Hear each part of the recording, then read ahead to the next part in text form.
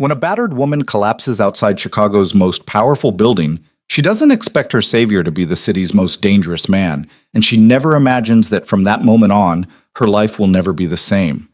Will she find safety in the arms of a man who controls everything, or will she discover that some protectors are more dangerous than the enemies they fight?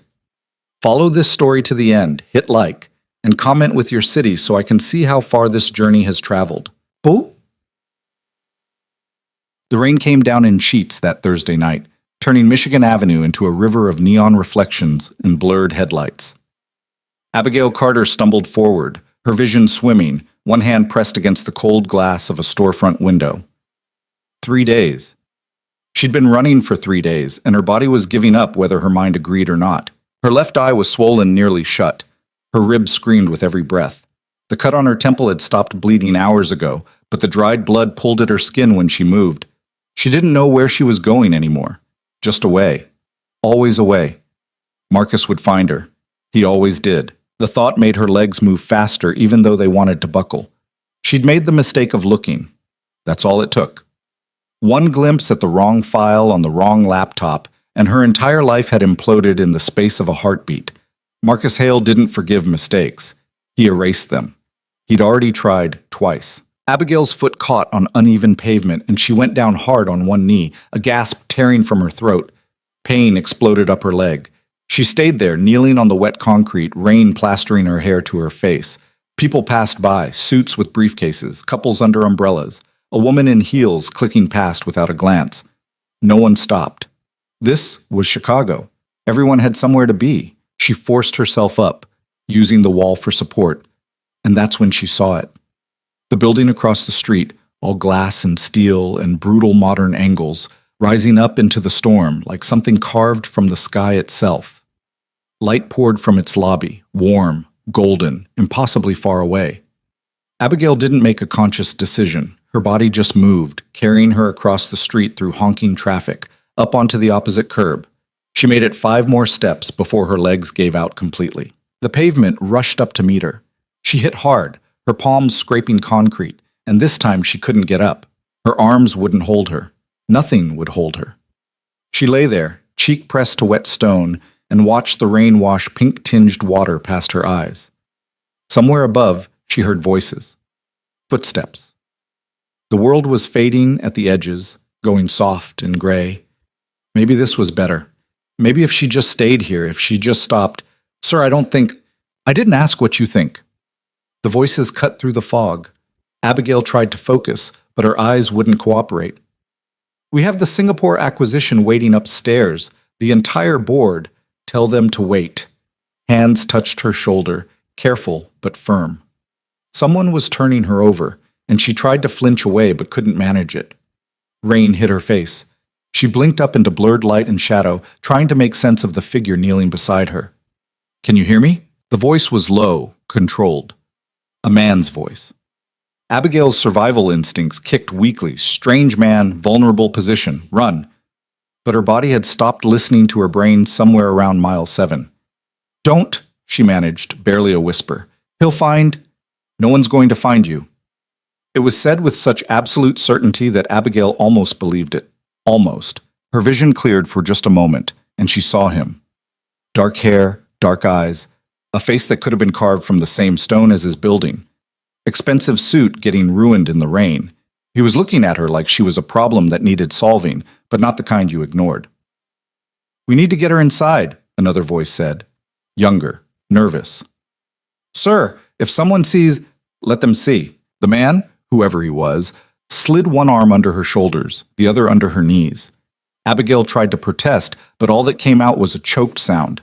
Then she was moving, lifted like she weighed nothing, carried toward that golden light. The board? The younger voice tried again. The board can wait.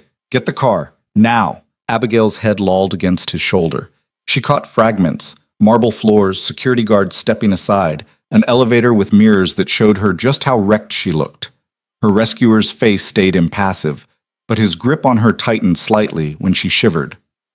Stay awake, he said quietly. Not a request. A command. She tried. She really did. But the elevator was warm and her body had been running on adrenaline and desperation for 3 days. and now there was nothing left to burn. The darkness pulled at her, gentle and insistent. The last thing she heard before she went under was his voice, low and cold, speaking to someone she couldn't see. Find out who did this to her. When Abigail opened her eyes, the first thing she registered was softness. She was lying on something soft. The second thing was the absence of pain, or at least the sharp edges of it. Whatever she was on had cushioned her enough that her ribs weren't screaming. The third thing was fear. She jerked upright and immediately regretted it. Her head spun, her vision spotted, and hands caught her shoulders before she could topple sideways. Easy, that voice again. The man from the street. Abigail's eyes focused slowly. She was on a couch, leather, massive, probably worth more than her car had been.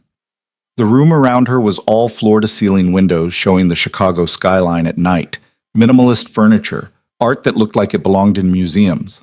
A penthouse. She was in someone's penthouse. The man stood a few feet away, watching her with the same analytical expression he'd worn in the rain. He'd changed, dry clothes now, charcoal sweater and dark slacks, but still expensive, still controlled, still looking at her like she was a puzzle. Where? Abigail's voice came out like sandpaper. She swallowed and tried again. Where am I? Safe. That's not an answer. One corner of his mouth twitched, almost a smile, but not quite. It's the only one that matters right now. Abigail's hands curled into the blanket someone had draped over her legs. Her mind was racing, cataloging details. Her shoes were gone. Her jacket, too. But she was still dressed otherwise, jeans, torn shirt, sports bra underneath. Someone had cleaned the blood from her face. She could feel the tackiness of antiseptic on her temple. Who are you? She asked. Dominic Varela. He said it like she should know the name. She didn't. Or maybe she did. It tickled something in the back of her memory, a news article she'd skimmed, a name Marcus had mentioned once. But she couldn't grab hold of it. Why did you help me? Dominic moved to a bar cart near the windows and poured something amber into a glass. You collapsed outside my building. So? So I don't ignore problems on my doorstep. I'm not your problem. He turned to look at her, and there was something in his eyes that made her breath catch. Not cruelty, not pity. Something colder and stranger. Interest. You are now, he said simply. Abigail's pulse kicked up. She pushed the blanket off and swung her legs to the floor, testing her weight. Everything hurt, but it was manageable. She could move if she had to. She could run if... Sit down. Don't tell me. Sit. Down. Dominic's voice didn't rise, but it cut like a blade. You have 3 cracked ribs, a concussion, and you haven't eaten in at least 48 hours. If you stand up, you'll pass out. If you pass out, I'll have my doctor sedate you until you stabilize. Your choice. Abigail stared at him. He stared back, completely unmoved. She sat down. Dominic nodded once and crossed to her, holding out the glass. Drink. I don't... It's water. It was. She took it, hating how her hand shook, and drank half of it in 3 desperate gulps. She hadn't realized how thirsty she was until the first drop hit her tongue. When she lowered the glass, Dominic was still watching her. What did you see? He asked. Abigail's fingers tightened on the glass. What? Whatever you saw that made someone do this to you. What was it? For a long moment, she didn't answer. Every instinct told her to lie, to deflect, to give him nothing. Information was currency, and she'd already learned what happened when you spent it in the wrong place. But something about the way he looked at her, patient, unflinching, like he'd wait all night if that's what it took, made her tired of running. Files, she finally said. Financial records. I worked as an executive assistant. My boss left his laptop open during a meeting. I wasn't trying to snoop, I saw numbers that didn't make sense. Accounts that shouldn't exist. Transactions moving money through shells to places that... She stopped, shaking her head. I shouldn't have looked closer. I should have walked away. But you didn't. No, I didn't.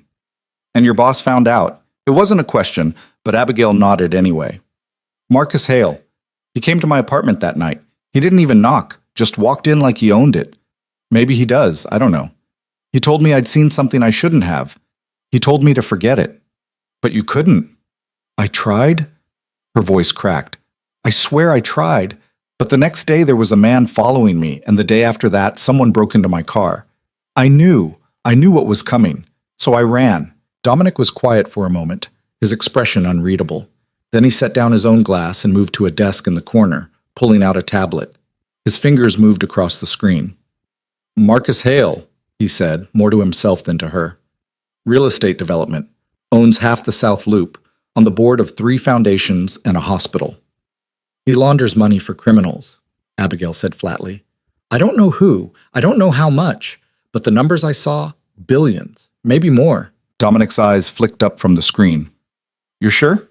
I'm an accountant, or I was before I took the assistant job. I know what I saw. He studied her for another long moment, then set the tablet aside. You can't go back to your life. It wasn't what she expected him to say. Abigail blinked. What? Your apartment, your job, your routine? They're gone. Marcus knows you saw something. He won't stop until you're not a risk anymore. Dominic's voice was matter-of-fact, almost clinical. You have 2 options. Go to the police and hope witness protection works, or disappear. I can't just disappear. Why not? Because Abigail stopped. Because why? Because she had a lease? Laughable. Because she had friends? The 2 she'd tried to call hadn't answered. Because she had a life worth going back to? She'd had a life. Past tense. What are you saying? She asked quietly. Dominic crossed his arms, leaning against the desk. Stay here. Let me handle this. Handle it how? You don't need to know how. That's not... You came to me, he interrupted. Maybe not intentionally, but you're here. In my home. Under my roof. That means you're my responsibility until you're not. His eyes held hers. I can make Marcus Hale irrelevant. I can make sure he never touches you again. But you have to trust me to do it. Abigail's laugh came out bitter. Trust you? I don't even know you. No, you don't. Dominic straightened, adjusting his cuffs with precise movements. But I'm not the one who put those bruises on your face. I'm not the one who chased you through the streets. And I'm not asking for anything in return. Everyone wants something. Not from you. The certainty in his voice was almost worse than if he'd made demands. Abigail didn't know what to do with a man who claimed to want nothing. In her experience, everyone wanted something. Marcus had wanted her silence. Her ex had wanted control. Her father had wanted perfection. What did this stranger want? She looked down at her hands, at the scrapes on her palms, the bruises blooming purple on her wrists. 3 days ago, she'd been normal, boring, safe. Now she was sitting in a penthouse with a man who talked about making people irrelevant, like it was an item on a grocery list. I don't understand why you're doing this, she said quietly. Dominic was quiet for a moment. When he spoke, his voice was softer. I don't like waste. Waste? You're smart, resourceful. You survived 3 days against someone with money and reach. Most people wouldn't have made it 3 hours. He paused. Letting Marcus finish what he started would be a waste. It was possibly the strangest compliment Abigail had ever received, and the most honest. She lifted her head to look at him. What happens if I say no? I'll have a car take you wherever you want to go. You'll walk out that door and you'll never see me again. And Marcus? We'll probably kill you within the week. Abigail flinched. Dominic didn't soften it, didn't apologize. He just watched her, waiting. She thought about running. She'd gotten good at it over the past 3 days, running, hiding, looking over her shoulder. She could keep doing it.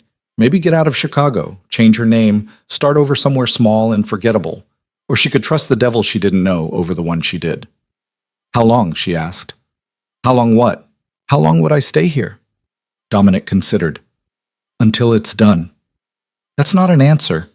It's the only one I have. Abigail closed her eyes. Every rational thought told her this was insane. She didn't know this man, didn't know what he was capable of, what he might want later, what price she'd pay for safety. But she was so tired, and the couch was so soft, and for the first time in 72 hours, no one was chasing her. Okay, she whispered. When she opened her eyes, Dominic was nodding like he'd expected nothing less. There's a bedroom down the hall, he said. First door on the left. It's yours for as long as you need it. Where will you... I have a second bedroom. You won't see me unless you want to. He moved toward the hallway, then paused. There's a lock on the door. Use it if it makes you feel safer. He was giving her an out. Even now, even after she'd agreed, he was giving her the choice to barricade herself away from him. Abigail didn't know what to do with that either. She stood slowly, testing her balance. The room tilted slightly, but steadied. Dominic didn't move to help her, didn't hover. He just watched, and somehow that was better. "Thank you," she said. "Don't thank me yet." He disappeared down the hallway. A moment later, she heard a door close. Abigail stood alone in the living room, surrounded by windows and wealth and silence. The city sprawled out below her like a living thing, all light and motion. Somewhere out there, Marcus was looking for her. But up here, 40 stories above the streets she'd been running through, she was invisible. She picked up the glass of water and drained it. Then she followed Dominic's path down the hall. The first door on the left opened into a bedroom that was bigger than her entire apartment had been. King bed with charcoal linens, abstract art on the walls.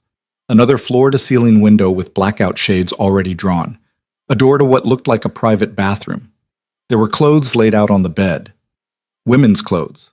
Soft pants, a t-shirt, a hoodie. All in her size. Abigail's hands trembled as she picked up the shirt. He'd known. Somehow, in the time she'd been unconscious, Dominic had figured out her size and had someone bring clothes. She should have been creeped out.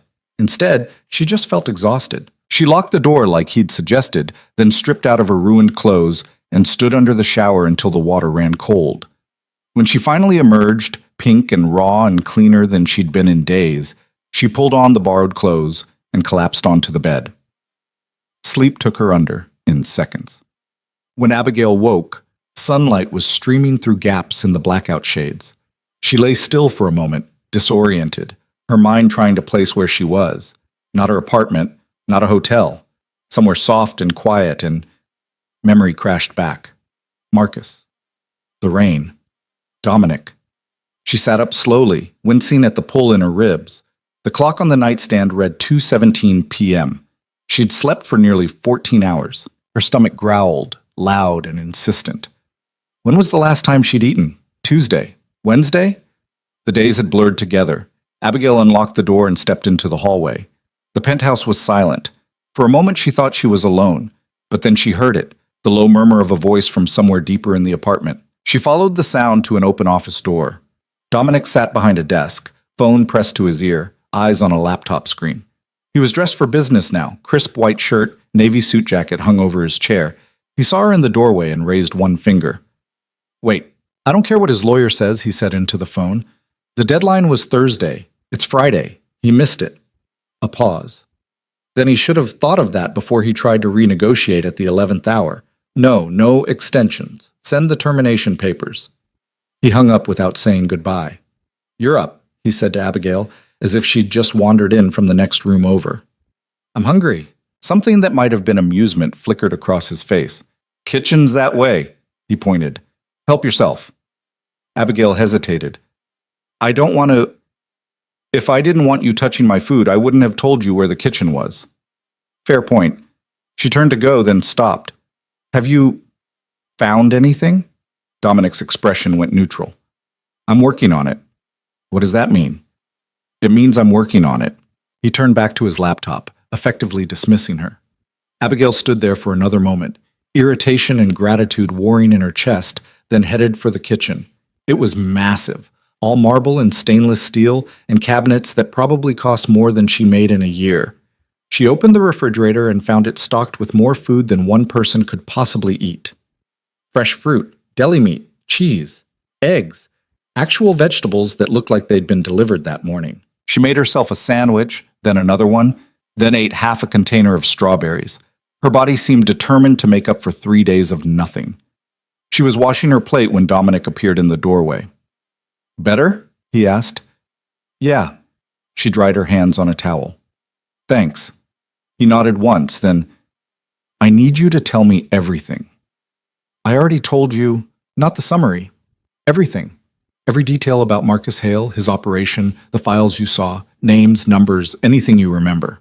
Abigail's stomach tightened. "Why?" "Because if I'm going to dismantle him, I need to know what I'm working with." "Dismantle him," she repeated slowly. "That's what you want, isn't it? For him to not be a threat anymore." "I want to not die. There's a difference." "Is there?" Dominic moved into the kitchen, leaning against the counter opposite her. You could run, change your name, move to Montana, hope he never finds you, or you could let me make sure he can't look. And how exactly do you plan to do that? That's not your concern. It is if you're doing it for me. I'm not doing it for you. His eyes held hers. I'm doing it because Marcus Hale is the kind of rot that spreads if you don't cut it out. You just gave me a reason to start cutting. Abigail stared at him. There was something almost chilling about the way he said it, casual, certain, like he was discussing a home renovation instead of destroying a man. Who are you? She asked. Really? Dominic tilted his head slightly. You haven't looked me up? I've been a little busy. I run Varela Acquisitions. We buy companies, restructure them, sell them. Sometimes we keep them. He paused. I also have other interests. What kind of interests? The kind that mean I know how to make someone disappear without killing them, which is more mercy than Marcus would show you. The words hung in the air between them. Abigail's pulse kicked up, but not entirely from fear. There was something else there too, something that felt dangerously like relief. You're not a good person, she said quietly. No, Dominic agreed. I'm not. But you pulled me off the street anyway. I did. Why? He was quiet for a moment, his dark eyes studying her face like he was trying to figure out a problem. Finally, he said, because I could. It was possibly the most honest answer anyone had ever given her. Not because he was noble, not because he was kind, because he had the power to act and chose to use it. Abigail didn't know whether that made him better or worse than Marcus. Okay, she said. Okay? I'll tell you everything I remember, but I want to know what you're doing with it. No. That's not... You don't get to know my methods, Dominic interrupted. You don't get to approve my choices. You get to stay here, heal, and trust that I'll handle it. Those are the terms. I didn't agree to those terms. You did when you walked into my home. He pushed off the counter and moved toward the doorway. We'll start in an hour. I'll be in my office. He left before she could argue. Abigail stood alone in the too-big kitchen, hands braced on the counter, trying to figure out what she'd just agreed to, or if she'd agreed to anything at all. Dominic Varela was dangerous. She knew that instinctively, the same way she'd known Marcus was dangerous the moment he'd walked into her apartment. But where Marcus's danger felt like a knife pressed to your throat, Dominic's felt like standing at the edge of a cliff. Terrifying. But you were the one who chose to jump. She looked out the window at the city below. Somewhere down there, Marcus was looking for her. But up here, she had something she hadn't had in days. A choice. She could run. She could hide. Or she could let the monster in the penthouse fight the monster in the streets. Abigail took a breath, then headed for Dominic's office. For the next 2 hours, she talked. Dominic sat behind his desk, fingers steepled, eyes never leaving her face as she recounted everything. The file names, the account numbers she'd memorized before Marcus had shut the laptop, the initials that kept appearing next to certain transactions, the offshore holdings, the shell companies with names like Trinity Holdings and Cascade Investments. He didn't interrupt, didn't ask her to repeat herself, just listened with that same focused intensity, occasionally making notes on his tablet. When she finally ran out of details, he leaned back in his chair. That's everything? He asked. That's everything I saw. And Marcus doesn't know how much you retained. I don't think so. He seemed more worried about what I'd seen than what I remembered. Dominic nodded slowly. He's sloppy. Sloppy. Letting you see it in the first place. Coming after you himself instead of outsourcing, making it obvious. He tapped his pen against the desk. Amateurs get emotional. Professionals get clean. Is that what you are? A professional? His mouth curved slightly. Among other things, Abigail wrapped her arms around herself. The office was warm, but she felt cold. What happens now? Now you rest. I work. In a few days, this will be over. Just like that?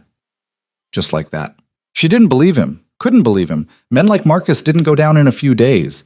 They had money, lawyers, connections. They were untouchable. But Dominic was already turning back to his laptop, dismissing her again. And Abigail found herself walking out, leaving him to whatever he was planning. The next 3 days passed in a strange, suspended reality. Abigail healed. The bruises on her face faded from purple to green to yellow. The cut on her temple scabbed over. Her ribs stopped screaming and settled into a dull ache. She spent her time reading books from Dominic's collection, watching the city from the windows, avoiding the news because every time she saw a headline, she expected it to be about a body found in the river. Dominic moved through the penthouse like a ghost. She'd see him in the morning, already on a call. Catch glimpses of him in the office at midnight, still working. Sometimes she'd wake at 3 a.m. and hear his voice through the walls, low and cold, speaking to someone about things she didn't understand. He didn't ask anything of her, didn't demand her time, her attention, her gratitude. He just existed in the same space, orbiting around her like a planet around a sun, distant but constant. On the second day, she asked him, "Do you ever sleep?" He looked up from his laptop. "Do you?" Fair point. She'd been having nightmares. Waking up gasping, certain Marcus was standing over her bed. It took her a few seconds each time to remember where she was. Not much, she admitted. Dominic studied her for a moment, then stood and moved to a cabinet. He pulled out a bottle and 2 glasses.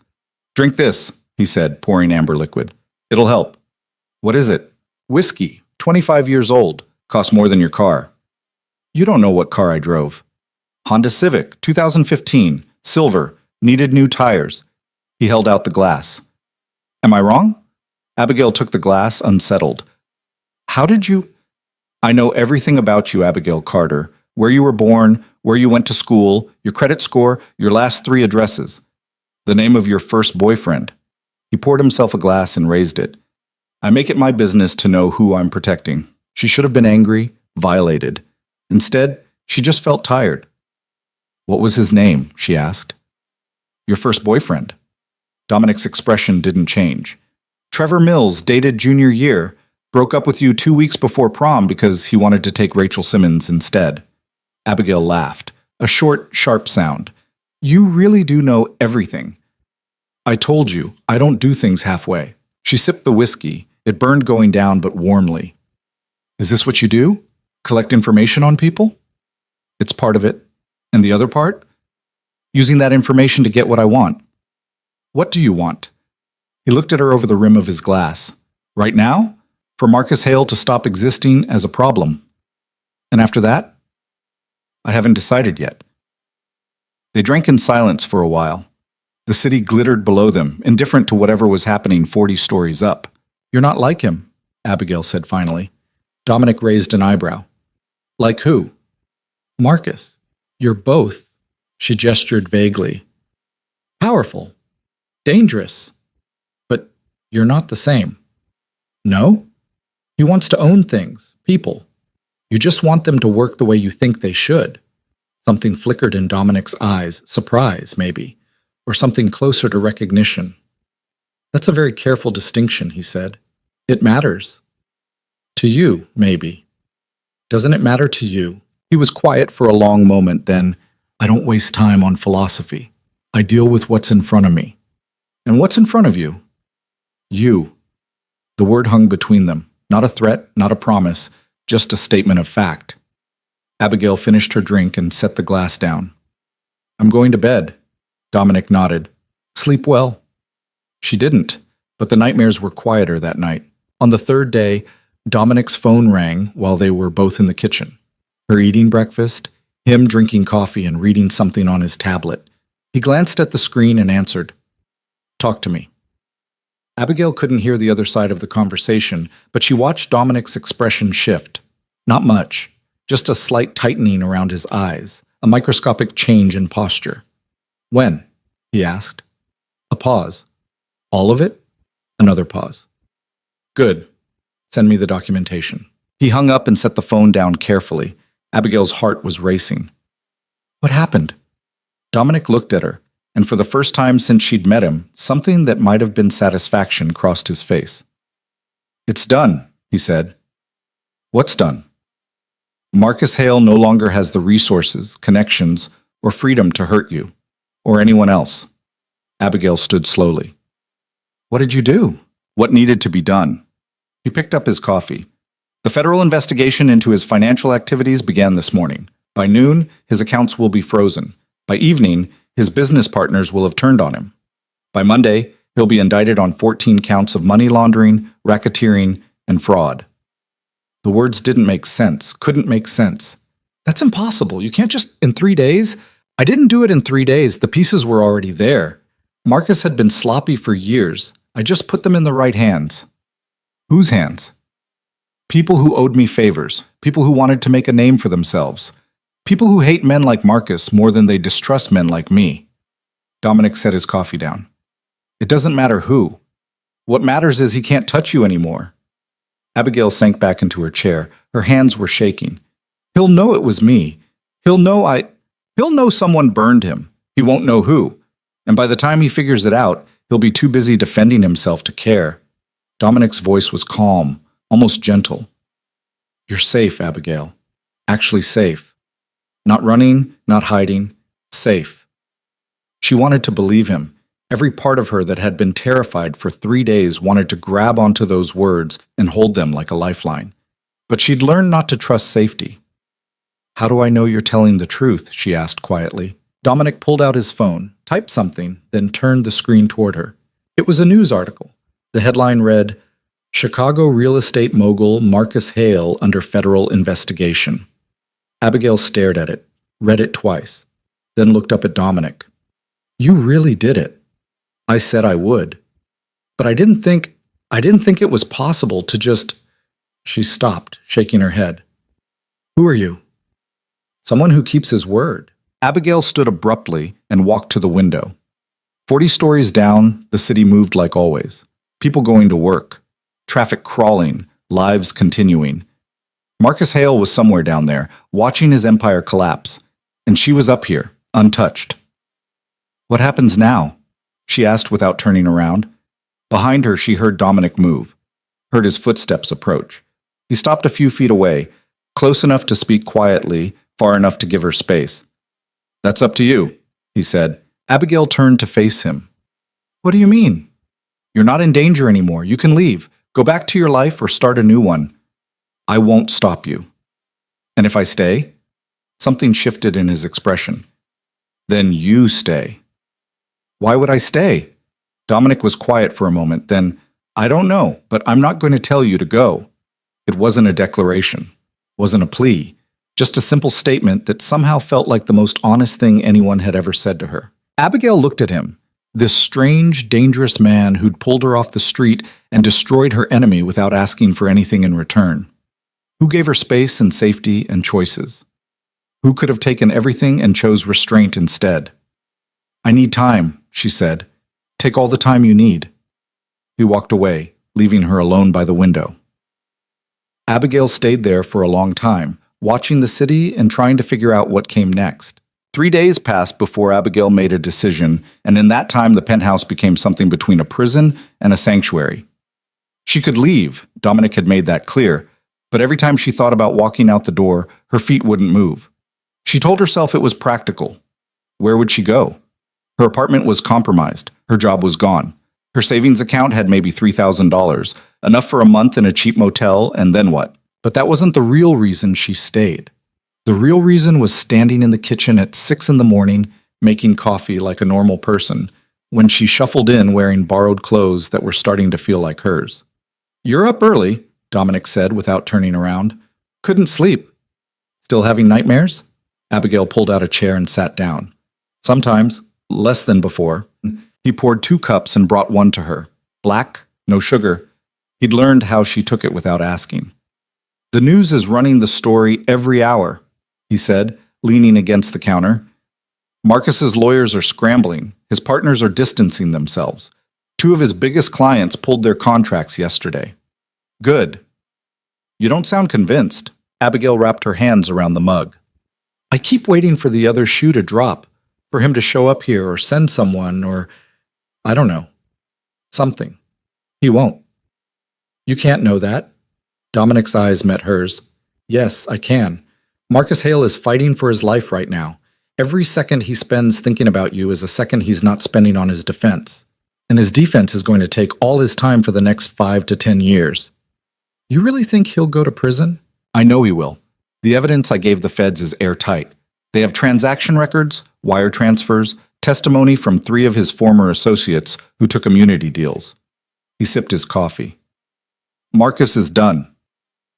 Abigail wanted to feel relief. Instead, she just felt numb. Why are you still here? Dominic asked. The question caught her off guard. What? You stayed. You could have left days ago, but you're still here. Why? She didn't have a good answer. Or maybe she had too many answers, and none of them made sense when she tried to put them into words. I don't know, she finally said. Dominic studied her for a long moment, then nodded like that was answer enough. He pushed off the counter and headed toward his office. I have meetings today. There's food in the fridge. Help yourself. Dominic. He stopped, turned. Thank you, Abigail said. For everything. I know I haven't said it enough, but thank you. Something flickered across his face, too quick to name.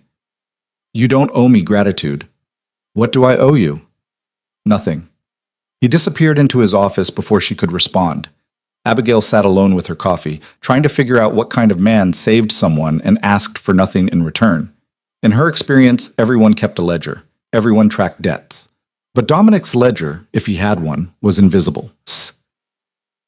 She spent the morning exploring the penthouse more thoroughly than she had before. It was strange how you could live somewhere for days and still not really see it.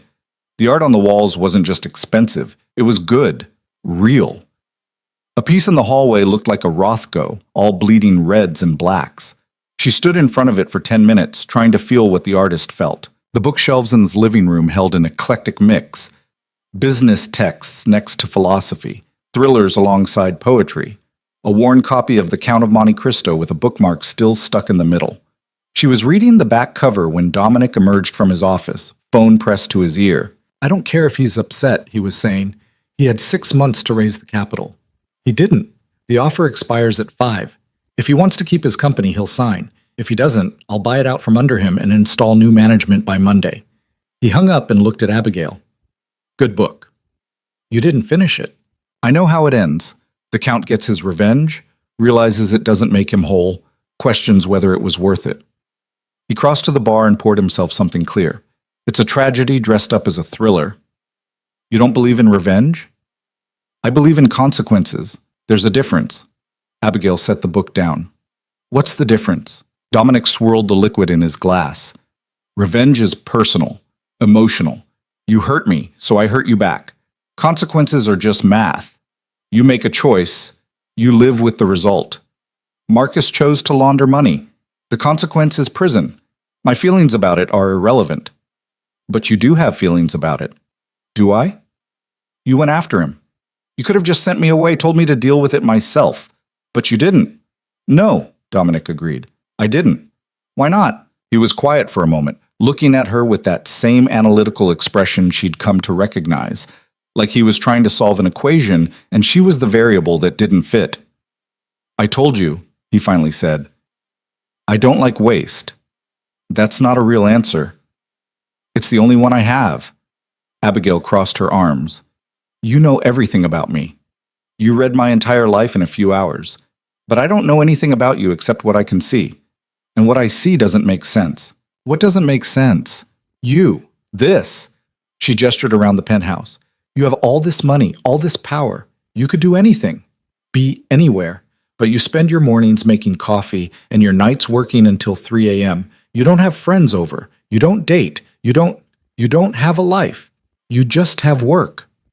Dominic's expression didn't change, but something in his posture shifted. You've been psychoanalyzing me.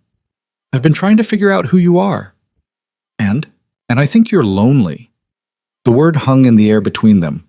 Dominic's jaw tightened almost imperceptibly. That's quite a conclusion to draw from someone who's known me for a week, he said. Am I wrong? He didn't answer. Instead, he finished his drink and set the glass down with careful precision. I have a dinner meeting tonight. I'll be back late. Don't wait up. He left before she could say anything else. Abigail stood in the empty living room, feeling like she'd crossed a line she hadn't known was there. But she wasn't sorry. Dominic had spent a week peeling back her layers, learning her secrets. Turnabout felt fair. That evening, she made herself dinner from the contents of his refrigerator, pasta with vegetables, nothing fancy, and ate alone at the massive dining table. The penthouse felt different without Dominic in it. Bigger, emptier. She was washing dishes when her phone buzzed. She'd been ignoring it for days, but tonight she picked it up. 7 missed calls, 12 texts, all from numbers she didn't recognize. She opened the texts and immediately wished she hadn't. I know where you are. You can't hide forever. This isn't over. Her hands started shaking. The phone slipped from her fingers and clattered on the counter. Marcus. It had to be Marcus. He'd found her. Somehow, despite everything Dominic had done, the apartment door opened. Abigail spun around, her heart hammering, but it was just Dominic. He was back earlier than she'd expected, jacket slung over one shoulder, tie loosened. He took one look at her face and his expression sharpened. What happened? She couldn't speak, just pointed at the phone. Dominic picked it up, scrolled through the messages.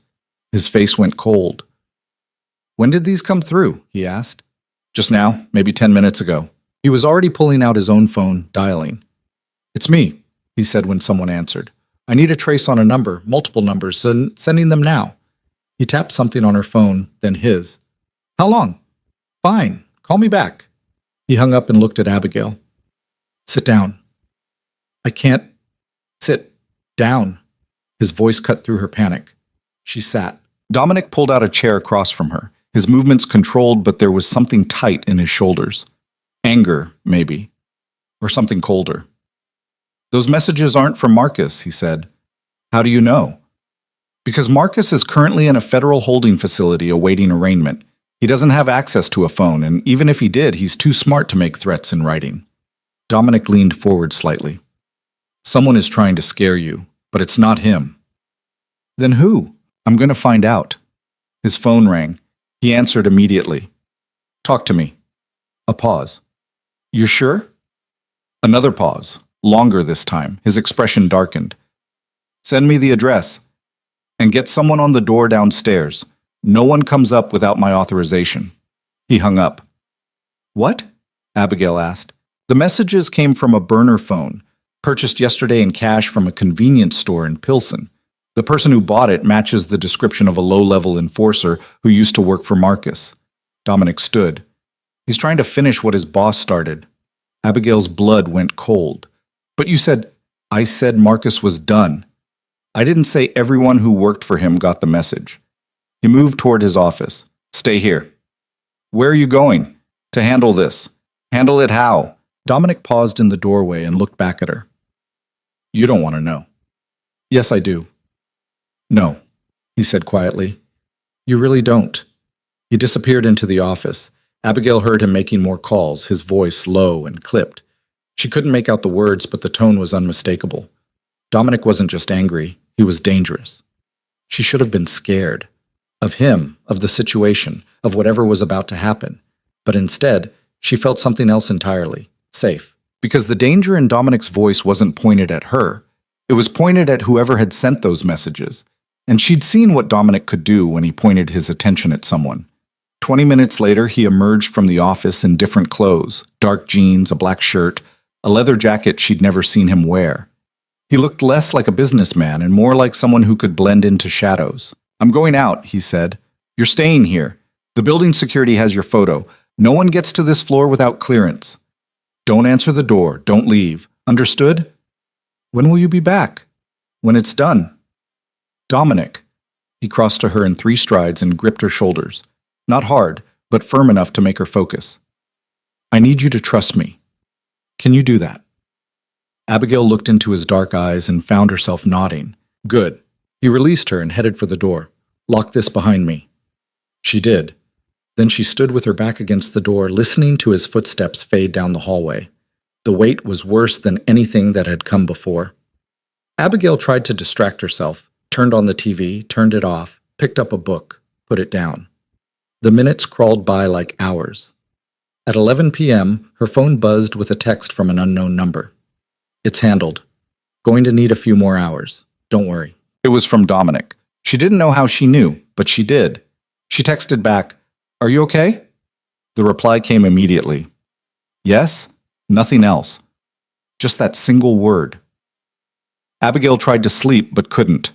She lay in bed staring at the ceiling, wondering what handled meant, wondering if she wanted to know. At 2 in the morning, she heard the apartment door open. She was out of bed and down the hall before she could think about it. Dominic stood in the entryway, shrugging out of his jacket. There was a small cut above his eyebrow, and his knuckles were scraped, but otherwise he looked fine. "You're hurt," Abigail said. "It's nothing. Let me see." "Abigail, let me see." He sighed, but didn't argue when she led him to the kitchen and made him sit down. She found a first aid kit under the sink. Of course he had one, and started cleaning the cut. "What happened?" she asked. "I found the guy who sent the messages." And he won't be sending any more. Abigail's hands stilled. "Did you?" "No, I don't kill people. That's messy and expensive." Dominic winced slightly as she dabbed antiseptic on the cut. "But I convinced him that continuing to harass you would be bad for his health." "How convinced?" "Very." She moved to his hands, cleaning the scrapes on his knuckles. They looked like he'd punched something hard, or someone. "You didn't have to do that," she said quietly. "Yes, I did." "Why?" Dominic was quiet for a moment. When he spoke, his voice was low. "Because you're under my protection. That means something." "What does it mean?" "It means anyone who comes after you comes after me. And I don't lose." Abigail finished bandaging his knuckles and sat back. "You're not what I expected." "What did you expect?" "I don't know. Someone colder, I think, more detached." "I am detached." "No, you're not.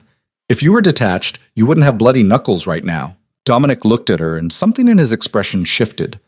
The walls came down for just a second, and she saw something underneath, something raw and real, and almost vulnerable. "You're right," he said, "about earlier. What you said about me being lonely." Abigail's breath caught. "I don't let people in," he continued. "It's easier that way, cleaner. You can't lose what you don't have." "That sounds like a miserable way to live." "It's practical. It's lonely." He didn't deny it, just looked at her with those dark eyes that saw too much. "Why are you telling me this?" Abigail asked. "Because you asked, and because—" He stopped, shook his head. "I don't know." The honesty in those 3 words hit harder than any declaration could have. Abigail reached out and took his hand, careful of the bandages. "Thank you, for tonight, for everything." Dominic's fingers tightened around hers. "You need to make a decision." "About what?" "About whether you're staying or going, because if you stay, things are going to get complicated." "How complicated?" "You'll be part of my world. That comes with risks. People will know you're connected to me. Some of them will try to use that. Others will resent it." He paused. "And I can't promise I'll always be able to protect you the way I did tonight." "But you'll try." "Yes." "Then I'll stay." And the words came out before she could second-guess them. But once they were out there, hanging in the space between them, she realized she meant them. Dominic studied her face. "You're sure?" "No, but I'm staying anyway." Something that might have been a smile tugged at his mouth. "That's honest, at least." "I'm trying to be." "Why?" "Because you've been honest with me. Even when it would have been easier to lie." Abigail squeezed his hand. "You could have told me Marcus was dead. You could have told me there was no danger anymore. But you didn't. You told me the truth, even when it was scary." "The truth is always scary. So is staying, but I think—" She took a breath.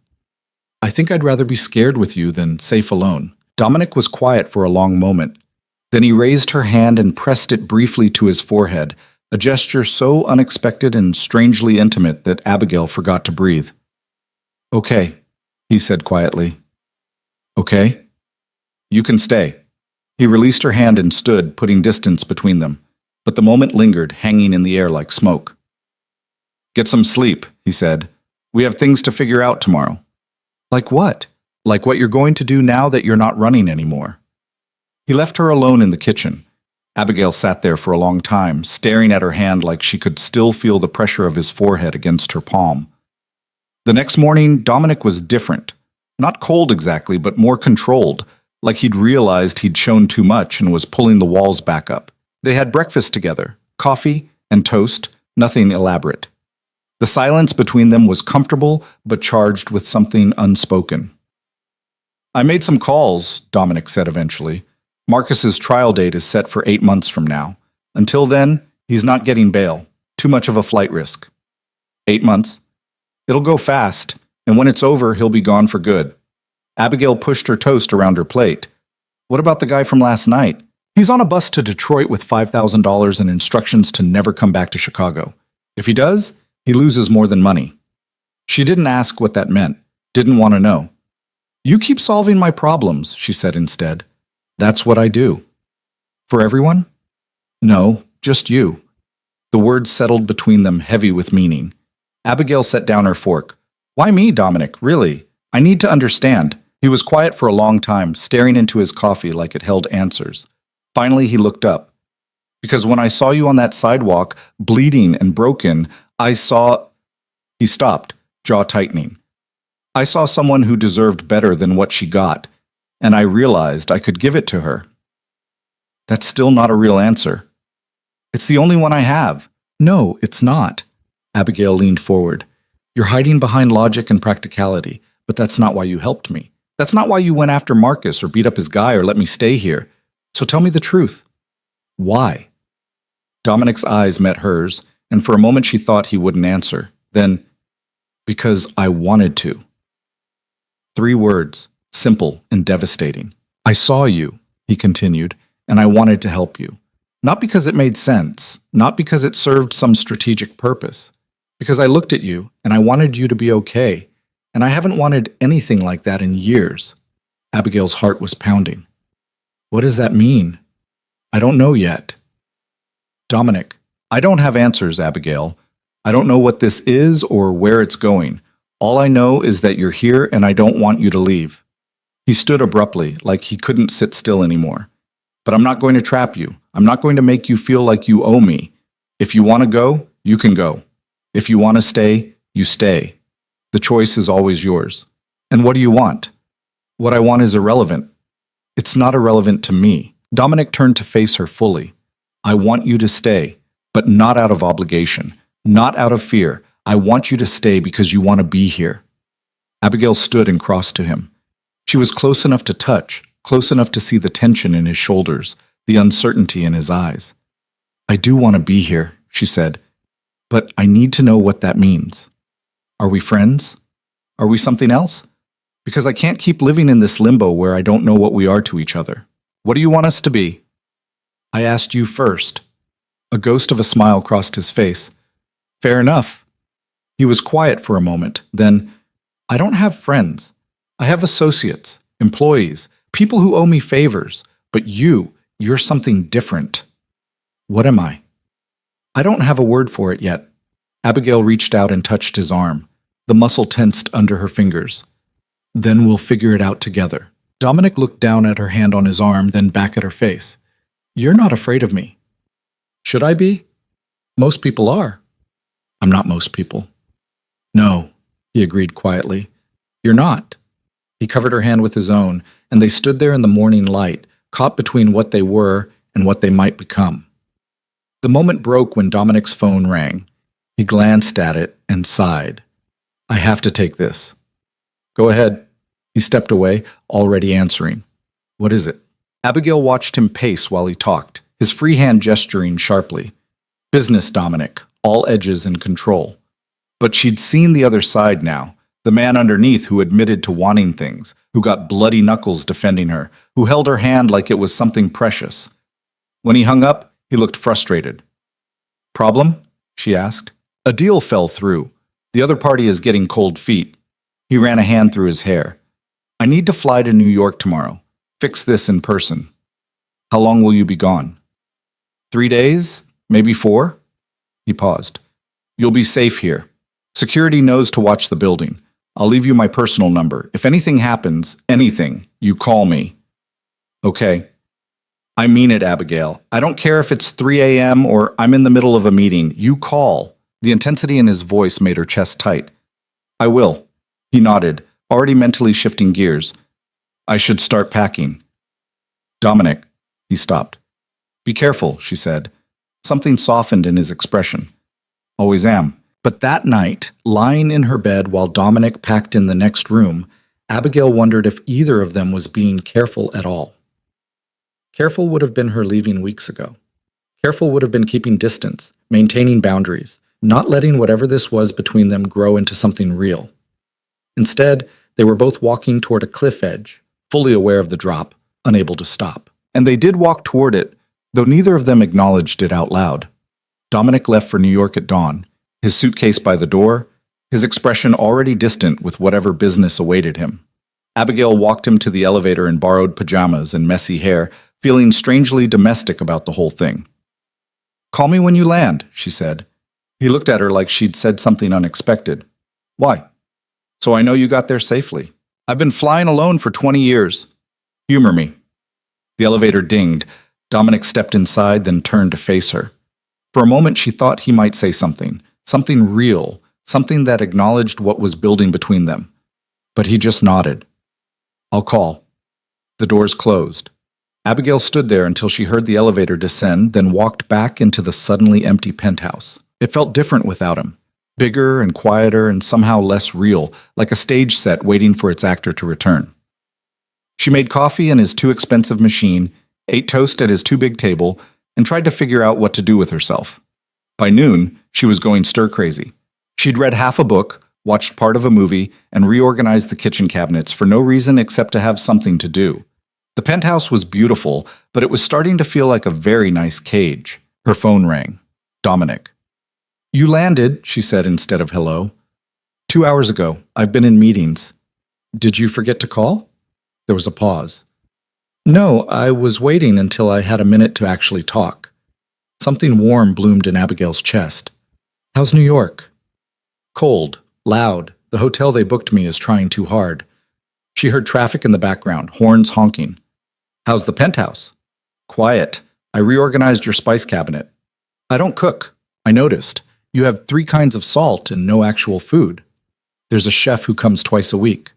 "Of course there is." She heard the smile in his voice when he said, "Are you mocking my lifestyle?" "A little bit, yeah." "Fair enough." More traffic sounds. "I should go. The next meeting starts in 10 minutes." "Okay." But neither of them hung up. "Abigail," Dominic said finally. "Yeah?" "If you need anything, I know. Call you. You've said it like 15 times. "I mean it. I know you do." Another pause, then, "I'll call you tonight." He hung up before she could respond. Abigail stared at her phone, a stupid smile on her face that she couldn't quite suppress. 3 days. She could handle 3 days. She lasted until day 2 before the restlessness became unbearable. The penthouse was luxurious, but it wasn't hers. The clothes in her closet were borrowed. The food in the fridge was bought by someone else. Even the books on the shelves belonged to Dominic. She needed something that was hers. That afternoon, she called the building concierge, a man named Victor, who Dominic had introduced her to before leaving, with strict instructions that Victor would help her with anything she needed. "I want to go shopping," she told him. "Of course, Miss Carter. I'll arrange a car and a security detail." "I don't need security." Mr. Varela was very specific about Victor. She tried to sound authoritative. "I'm going to Target. I'll be fine." There was a long pause. "Mr. Varela will have my job if something happens to you." "Nothing's going to happen. Marcus is in jail. His guy is in Detroit. I'm just going to buy some clothes that actually fit me." Another pause. "I'll have a car ready in 20 minutes, and a security detail that will stay at a discreet distance." It was the best she was going to get. "Fine." The driver was a quiet man named James, who didn't ask questions, just drove her to a Target on the north side and waited in the parking lot. The security detail, a woman who looked like she could bench press a car, followed at enough distance that Abigail could almost pretend she wasn't there. It felt strange to be out in the world again. Normal people doing normal things, buying groceries, pushing carts, complaining about prices. Abigail had forgotten what normal felt like. She bought jeans that fit, shirts that weren't designer, underwear that she picked out herself. She bought shampoo and lotion and a book she'd been wanting to read. Small things. Normal things. Things that made her feel less like a guest in someone else's life. At the register, her card declined. "Sorry," the cashier said. "Do you have another one?" Abigail's stomach dropped. She pulled out her debit card, but she knew before she swiped it what would happen. Declined. Her accounts. Marcus must have frozen them somehow, or the federal investigation had swept them up, or Miss Carter. She turned. The security woman had appeared at her elbow, holding out a black credit card. Mr. Varela said to use this if you needed it, the woman said quietly. Abigail stared at the card. It felt like defeat somehow, like she couldn't even buy her own clothes without Dominic's money. But the cashier was waiting, and there was a line forming behind her, and she didn't have another option. Thank you, she said, taking the card. The purchase went through. Abigail collected her bags and walked out of the store feeling like she'd lost something she couldn't name. In the car, she called Dominic. He answered on the second ring. What's wrong? He asked immediately. My accounts are frozen. I know. You know? The federal investigation flagged anyone connected to Marcus. They'll unfreeze them once they verify you're not involved, but that could take weeks. He paused. I should have warned you. So what am I supposed to do? Just use your money? Yes. Dominic, I can't. Why not? Because it's yours. And you're under my protection. That includes making sure you can buy whatever you need. Abigail pressed her fingers to her forehead. I don't want to be dependent on you. You're not dependent. You're accepting help while you're in a difficult situation. There's a difference. Is there? His voice softened. Abigail, I'm not trying to control you. I'm trying to make your life easier while things are complicated. If that bothers you, we can find another solution. But let me help, please. The please did it. Dominic didn't say please often. Okay, she said quietly. Okay?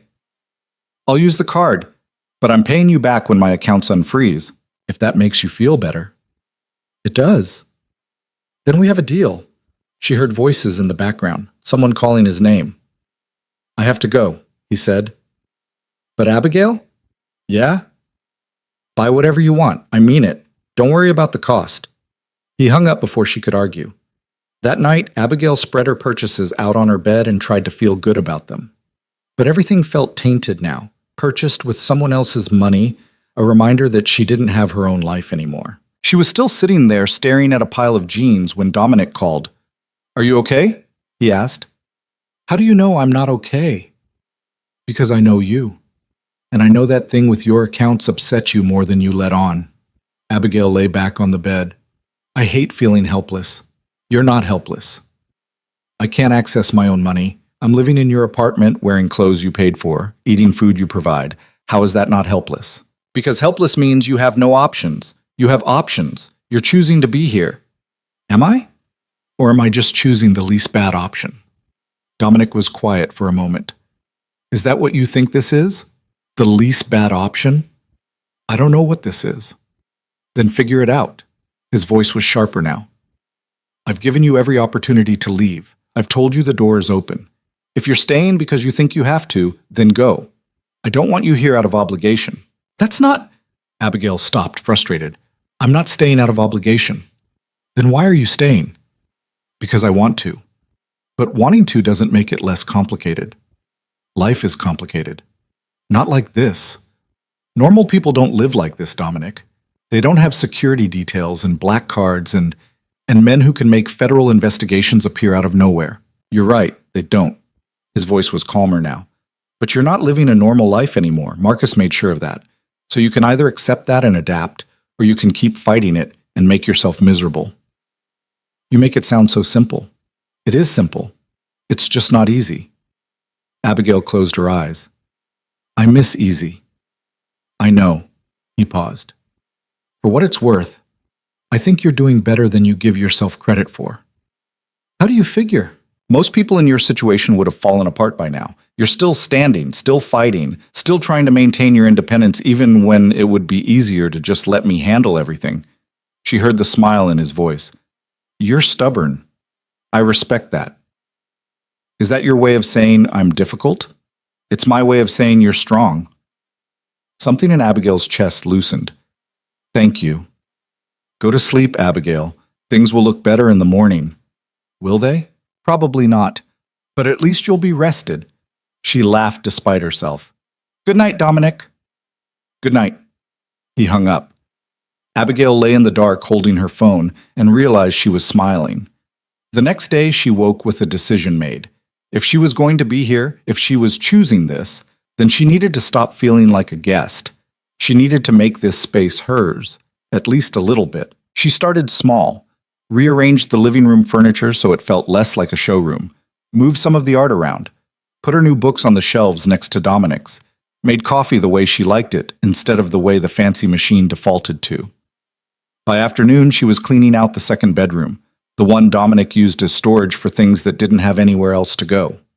Boxes of files, old electronics, a treadmill that looked like it had never been used. She was sorting through a box of papers when she found it. A photograph, edges worn, colors faded. A younger Dominic, maybe 16 or 17, standing next to an older man. They had the same dark eyes, the same sharp jawline. Father and son. Neither of them was smiling. Abigail held the photo carefully, studying Dominic's teenage face. He looked guarded even then, like he was already building walls. Find something interesting? She jumped. Dominic stood in the doorway, still in his coat, briefcase in hand. She hadn't heard him come in. You're back early, she said. Deal closed faster than expected. He moved into the room, looking at the mess she'd made. What are you doing? Cleaning. This room was a disaster. She held up the photo. Who's this? Dominic's expression went carefully neutral. My father. You look like him. So I've been told. He took the photo from her and looked at it for a long moment. He died when I was 19. Heart attack. Left me the company and a mountain of debt. I'm sorry. Don't be. We weren't close. He set the photo on top of a box. He was a hard man, believed in work, results, achievement, not much else. Is that where you learned it? Learned what? To keep people at a distance. To measure everything in terms of usefulness. Dominic looked at her sharply. That's a hell of an observation. Am I wrong? He was quiet for a moment, then shook his head. No, you're not wrong. He moved to the window, looking out at the city. My father taught me that emotions are liabilities, that caring about people makes you weak, that the only thing that matters is power and how you use it. But you don't believe that, don't I? If you did, I wouldn't be here. Dominic turned to face her. You're here because I decided you should be. That's power. No, I'm here because you chose to help someone who couldn't help themselves. That's compassion. It's weakness. It's human. They stared at each other. Dominic's jaw was tight, his hands clenched. He looked like he wanted to argue but couldn't find the words. Your father was wrong, Abigail said quietly. Caring about people doesn't make you weak. It makes you human. And I think you've spent your whole life trying to prove you're not weak by refusing to care. But it's not working, is it? What makes you think that? Because you care about me. She took a step closer. You don't want to, but you do. And it scares you. You have no idea what scares me. Then tell me. Dominic looked at her for a long moment, something warring in his expression. Then he turned away. I need a drink, he said, and walked out of the room. Abigail found him in the living room 10 minutes later, standing by the windows with a glass of whiskey in his hand. He didn't turn when she approached. I'm sorry, she said. I pushed too hard. No, you didn't. He took a drink. You're right. About all of it. Dominic, my father died angry at me. Did I mention that? His voice was flat. He just found out I'd restructured the company without his approval. Sold off his favorite division. He called me ruthless. Said I'd become exactly what he'd tried to prevent. What did he try to prevent? A man who put efficiency over loyalty. Results over relationships. Dominic laughed, bitter. The irony is, he made me that way. He taught me to think like that, and then he hated me for learning the lesson too well. Abigail moved to stand beside him. You're not ruthless. Yes, I am. You're not. Ruthless means you don't care who gets hurt. You care. You just don't show it. What's the difference? Everything. Dominic finally looked at her. You see me differently than most people. How do most people see you? Dangerous, cold, someone to fear. And how do I see you? He was quiet for a moment. I don't know. That's what scares me. The admission hung between them, raw and honest. Abigail reached out and took the glass from his hand, setting it on the nearest surface. Then she took his hand, the same way she had that night in the kitchen. You scare me too, she said. Why? Because I'm starting to trust you, and trust is terrifying. Dominic's fingers tightened around hers. I could hurt you. I know. I probably will, eventually. I'm not good at this. At what? He gestured vaguely between them. Whatever this is. Neither am I. Abigail stepped closer. But I think we're both tired of pretending we're not feeling something. And what are we feeling? I don't know yet, but I want to find out. Dominic looked down at their joined hands. If we do this, if we try, I need you to understand something. What? I don't know how to be what you need. I don't know how to be soft or gentle or any of the things people expect in a relationship. All I know is work and control and getting results. I'm not asking you to be someone you're not. Then what are you asking? Just be honest with me. Don't hide. Don't pretend you don't feel things when you do. That's all I need. He studied her face like he was looking for the catch, the angle, the hidden cost. But Abigail just looked back, steady and certain. Okay, he finally said. Okay, I'll try. It wasn't a declaration of love, wasn't even a promise, but coming from Dominic, it meant everything. Abigail reached up and touched his face, her fingers gentle against his jaw. He went very still, like he didn't know what to do with tenderness. Can I kiss you? She asked. The question seemed to surprise him. You're asking permission? You're always giving me choices? I'm returning the favor. Something softened in Dominic's eyes. Yes. She kissed him. Soft at first, tentative, giving him room to pull away. But he didn't pull away. His free hand came up to cup the back of her head, and he kissed her back like a man who'd forgotten what it felt like to want something that wasn't about power or control. When they finally broke apart, both breathing hard, Dominic rested his forehead against hers. This is a bad idea, he said. Probably. You should leave. Start over somewhere safe. I don't want safe. What do you want? This, you. Whatever happens next. Dominic pulled back to look at her. You're going to regret this. Maybe. But I'd rather regret doing something than regret running away. He kissed her again, harder this time, and Abigail let herself fall into it, into him, into whatever they were becoming.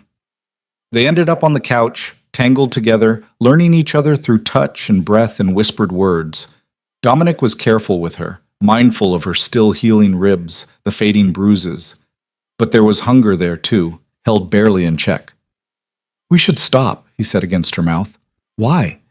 Because if we don't, I won't be able to. Abigail pulled back just enough to meet his eyes. Then don't. Abigail, I'm not fragile, I'm not going to break. And I want this. She kissed him again. I want you. Whatever control Dominic had been holding on to snapped. He lifted her, carrying her down the hall to his bedroom, not hers, his, and laid her down on sheets that smelled like him. What happened next was messy and imperfect and real. Not the polished fantasy from movies, but something raw and human and honest. Dominic was careful and intense and surprisingly vulnerable, and Abigail let herself be vulnerable too, let herself trust him with all the parts of herself she usually kept hidden. Afterward, they lay tangled in the dark, neither of them speaking. Dominic's hand traced absent patterns on her shoulder, and Abigail listened to his heartbeat slow. Are you okay? He asked finally. Yeah, you? Yeah. She felt him smile against her hair. That's it? Just yeah? What do you want me to say? I don't know, something profound?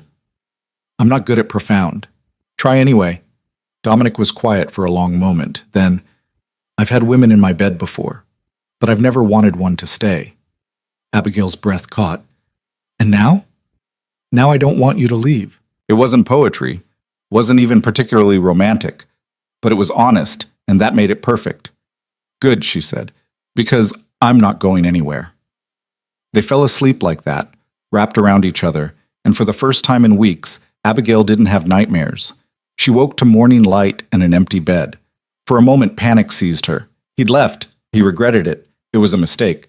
But then she heard movement in the kitchen. She found Dominic making coffee, still shirtless, looking rumpled and almost relaxed. Morning, he said when he saw her. Morning. He poured 2 cups and handed her one. They stood there in comfortable silence, and Abigail marveled at how different this felt from yesterday, like something had shifted overnight, settled into place. I have meetings today, Dominic said, but I should be done by 6. Okay. Will you be here when I get back? Where else would I be? He set his cup down and pulled her close, kissing her forehead. Just checking. Dominic. Yeah? Stop waiting for me to leave. He looked down at her. It's a hard habit to break. Break it anyway. He smiled, a real smile, the kind she'd never seen before. Yes, ma'am.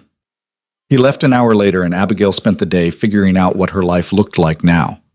She couldn't go back to her old job, couldn't go back to her old apartment, couldn't pretend the last month hadn't happened. But maybe that was okay.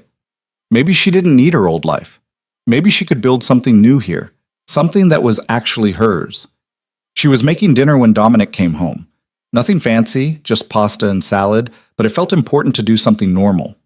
He stopped in the doorway of the kitchen, taking in the scene. You cooked, he said. Don't sound so surprised. I'm a decent cook when I have ingredients that aren't just 3 kinds of salt. I like salt. You like control. Salt is just a symptom.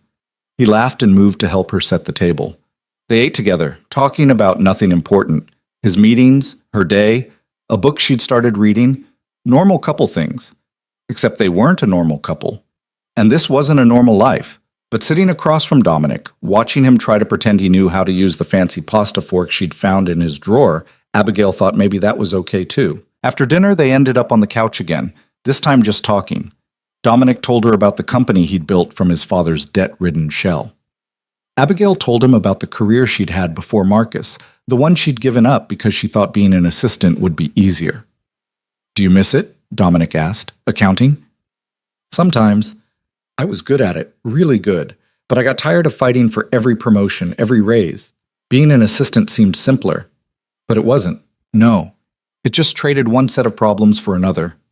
Dominic was quiet for a moment. Then, what if you didn't have to trade? What if you could do what you're good at without the fighting? What are you suggesting? I need a CFO. Mine just retired. The position is yours if you want it. Abigail stared at him. You're offering me a job? I'm offering you an opportunity. You're qualified. Overqualified, actually. And I trust you. Dominic, you can't just give me a job because we're sleeping together. I'm not.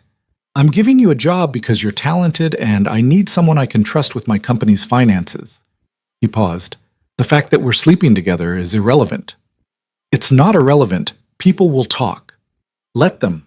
I don't care what people think. I care. Why? Because I don't want to be the woman who slept her way into a job. Dominic's expression hardened. You're not. You earned this. You have the skills, the experience, the intelligence.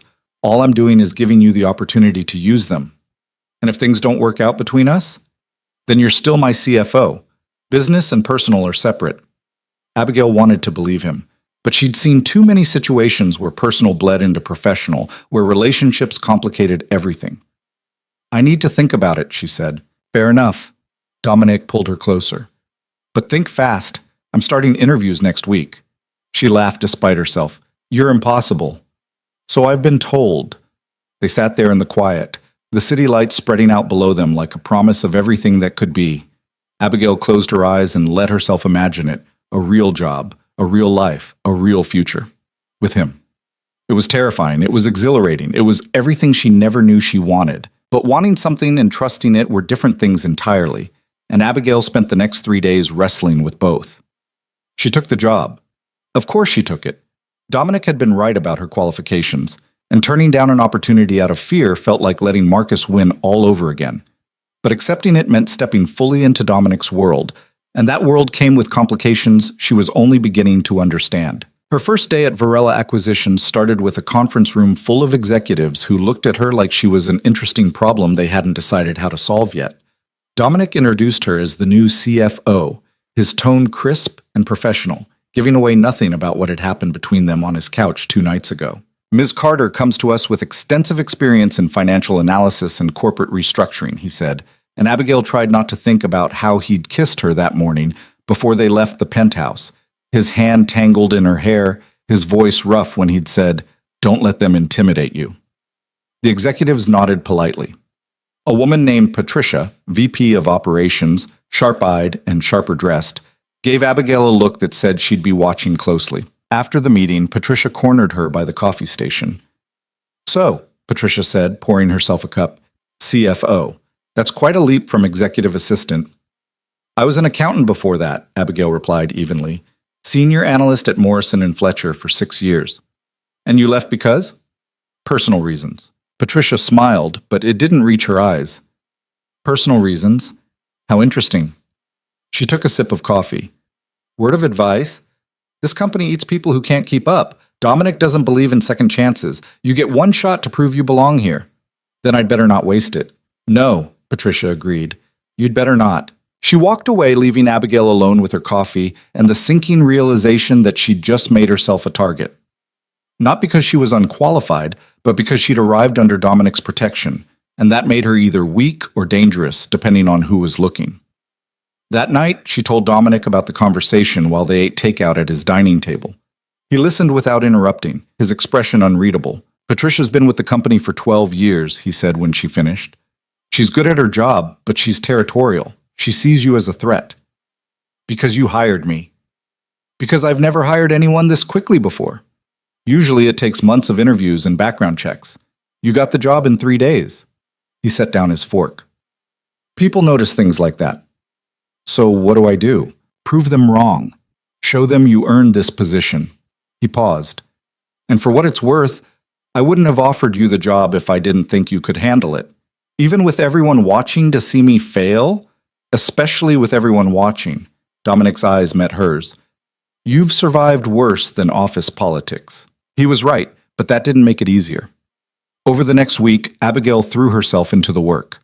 She reviewed every financial statement from the past 3 years, identified inefficiencies, restructured budget allocations, and compiled a presentation that would have made her old boss at Morrison and Fletcher weep with envy. She worked 14-hour days, barely saw sunlight, and came home to the penthouse too exhausted to do anything but fall into bed. Sometimes Dominic was already asleep. Sometimes he was still working in his office, and she'd find him there at 2 a.m., tie discarded, sleeves rolled up, looking at spreadsheets that blurred together after the first 100. You should sleep, she said one night, leaning against his office doorway. So should you. I'm going. I just wanted to check on you first. He looked up, and something in his expression softened. Come here. She crossed to his desk. He pulled her down onto his lap, burying his face in her neck. Tired? She asked. Exhausted. Then come to bed. Can't. I'm trying to close this acquisition before the board meeting on Friday. Dominic. I know. He lifted his head. I'm working on it. She kissed him, slow and deliberate, until she felt some of the tension leave his shoulders. When she pulled back, he was almost smiling. You're a distraction, he said. Good. You need one. What I need is to finish this proposal. What you need is sleep. She stood, pulling him up with her. The proposal will still be there in the morning. Come to bed. For a moment she thought he'd argue, but then he saved his work and shut down his laptop. 5 hours, he said. 7. 6. Deal. They compromised on 6.5, and Abigail counted it as a win. The board meeting came faster than she was ready for. Abigail had attended plenty of meetings in her career, but never one where she was presenting to a room full of people who could make or break her future with a single vote. She wore the most expensive suit she'd bought with Dominic's card. Navy, tailored, the kind of armor that said she belonged in rooms like this. She'd rehearsed her presentation until she could recite it in her sleep. She was as prepared as she could possibly be, and she was still terrified. Dominic found her in the hallway 15 minutes before the meeting started, pacing like a caged animal. Breathe, he said. I am breathing. You're hyperventilating. There's a difference. Abigail stopped pacing and leaned against the wall. What if they hate it? They won't. What if they do? Then we revise and present again. It's not the end of the world. Easy for you to say. You're not the one they're all waiting to watch fail. Dominic stepped closer, his voice dropping. Listen to me. You are brilliant. Your analysis is flawless. Your recommendations are solid, and anyone who can't see that is an idiot. He touched her chin, tilting her face up. You've got this. You're just saying that because you have to. I'm saying it because it's true. He glanced down the hallway, then leaned in and kissed her quickly. Now go in there and show them what you're made of. The kiss steadied her more than any pep talk could have. Abigail took a breath, squared her shoulders, and walked into the boardroom. The presentation went better than she'd hoped. She fielded questions with confidence, backed up every recommendation with data, and by the end, even Patricia looked grudgingly impressed. When the board voted unanimously to approve her proposed restructuring plan, Abigail had to physically restrain herself from doing a victory dance in front of 14 executives. "Well done, Ms. Carter," the board chairman said. "We look forward to seeing these changes implemented." Abigail nodded professionally, but inside she was screaming. After the meeting, Dominic caught her in the hallway. He didn't say anything, just gave her a look that said, "I told you so." And she wanted to kiss him right there in front of everyone. Instead, she just smiled. "Drinks later?" "Absolutely." They celebrated that night at a bar Dominic knew, tucked away on a side street where the lighting was low and the bartender knew him by name. Abigail drank champagne and let herself feel victorious for the first time in months. "You were incredible today," Dominic said, leaning back in the booth they'd claimed in the corner. "I was adequate." "You were incredible. Stop downplaying it." Abigail took another sip. "Okay, fine. I was pretty good."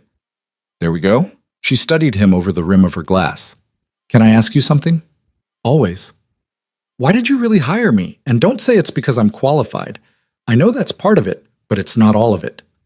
Dominic was quiet for a moment, swirling the whiskey in his glass. "Because I wanted you to have something that was yours. Not mine. Not borrowed. Yours." The honesty of it hit her square in the chest. "You wanted to give me my life back," she said softly. "I wanted to give you a life worth living." He met her eyes. "You'd spent so long just surviving. I wanted you to have a chance to actually live." Abigail set down her glass and reached across the table to take his hand. "Thank you." "For what?" "For seeing me. Not just the broken woman on the sidewalk. The actual me." Dominic's fingers tightened around hers. "I always saw you." They finished their drinks in comfortable silence, and when they left the bar, Dominic pulled her into an alley and kissed her against the brick wall like they were teenagers instead of professionals who'd just left a business celebration. "We should go home," Abigail said between kisses. "We should." Neither of them moved. Eventually, they made it back to the penthouse, but barely. Dominic had her pressed against the elevator wall before the doors even closed, and by the time they reached his floor, Abigail's suit jacket was on the floor and his tie was hanging loose around his neck. They stumbled into the apartment, laughing and breathless, and Abigail thought this feeling of lightness and joy and possibility was what living actually felt like. The next morning, everything changed.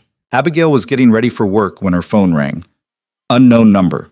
She almost didn't answer, but something made her pick up. "Hello? Abigail Carter?" "Yes." "Who is this?" "This is Agent Michelle Ross with the FBI. I need you to come down to our office today. We have some questions regarding Marcus Hale and your involvement with his financial operations." Abigail's blood went cold. "My involvement? I wasn't involved. I was his assistant. I told the investigators that already." "Yes, well, some new information has come to light. We'd like to discuss it with you. Can you come in this afternoon? Say 2 o'clock? Yes, I can do that." "Good. Ask for me at the front desk, and Ms. Carter, come alone." The line went dead. Abigail stood frozen, phone still pressed to her ear, her heart hammering. New information. What new information? She hadn't done anything wrong. She'd been a victim, not an accomplice. She found Dominic in his office, already on a call. He took one look at her face and immediately wrapped up the conversation. "What happened?" he asked. She told him about the call. With every word, his expression grew darker. "They have nothing," he said when she finished. "This is a fishing expedition. They're trying to see if you know more than you've told them." "But I've told them everything." "I know." Which means someone gave them a reason to think otherwise. He was already pulling out his phone. "I'm calling my lawyer. You're not going in there alone." The agent said, "I don't care what the agent said. You're not walking into an FBI interview without representation." 2 hours later, Abigail sat in a stark conference room at the FBI's Chicago field office with Dominic's lawyer, a sharp woman named Helen Reeves, who looked like she ate federal prosecutors for breakfast, seated beside her. Agent Ross was younger than Abigail expected, maybe 35, with tired eyes and a cheap suit. She sat across the table with a file folder and a voice recorder. "Thank you for coming in, Ms. Carter," Ross said. As I mentioned on the phone, we have some follow-up questions regarding your relationship with Marcus Hale. My client has already provided a full statement, Helen said. What new information has prompted this meeting? Ross opened the file folder and slid a document across the table. We've obtained records showing that Ms. Carter accessed Marcus Hale's private financial files on multiple occasions over a 6-month period, not just the one time she claimed. Abigail's stomach dropped. That's not true. I only saw those files once. According to the server logs, you accessed his laptop 17 times between January and June of last year. I accessed his laptop because I was his assistant. That was my job. But I didn't look at his financial files except for that one time. Ross pulled out another document. We also have testimony from one of Mr. Hale's former associates that you were offered money to provide information about his operations. Is that true? What? No, that's completely... Abigail stopped, her mind racing.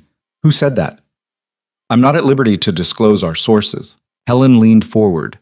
Agent Ross, unless you have actual evidence that my client was involved in criminal activity, this line of questioning is harassment.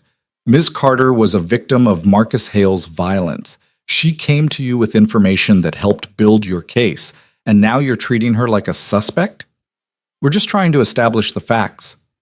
The facts are that my client is innocent, and unless you plan to charge her with something, this interview is over.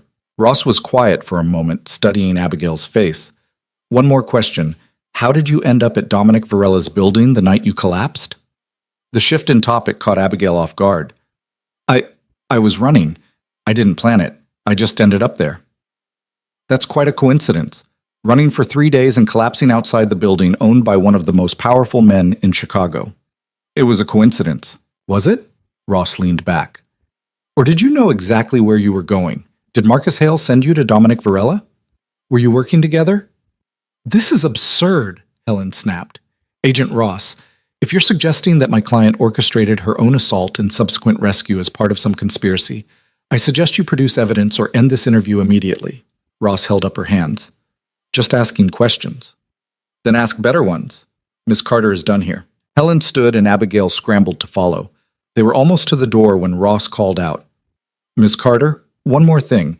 Mr. Varela gave us the information that took down Marcus Hale. Did you know that? Abigail turned. Yes, he told me. Did he tell you how he got it? How he had access to information that even we didn't have? Abigail's throat tightened. No. Ross smiled, but it wasn't friendly. You might want to ask him.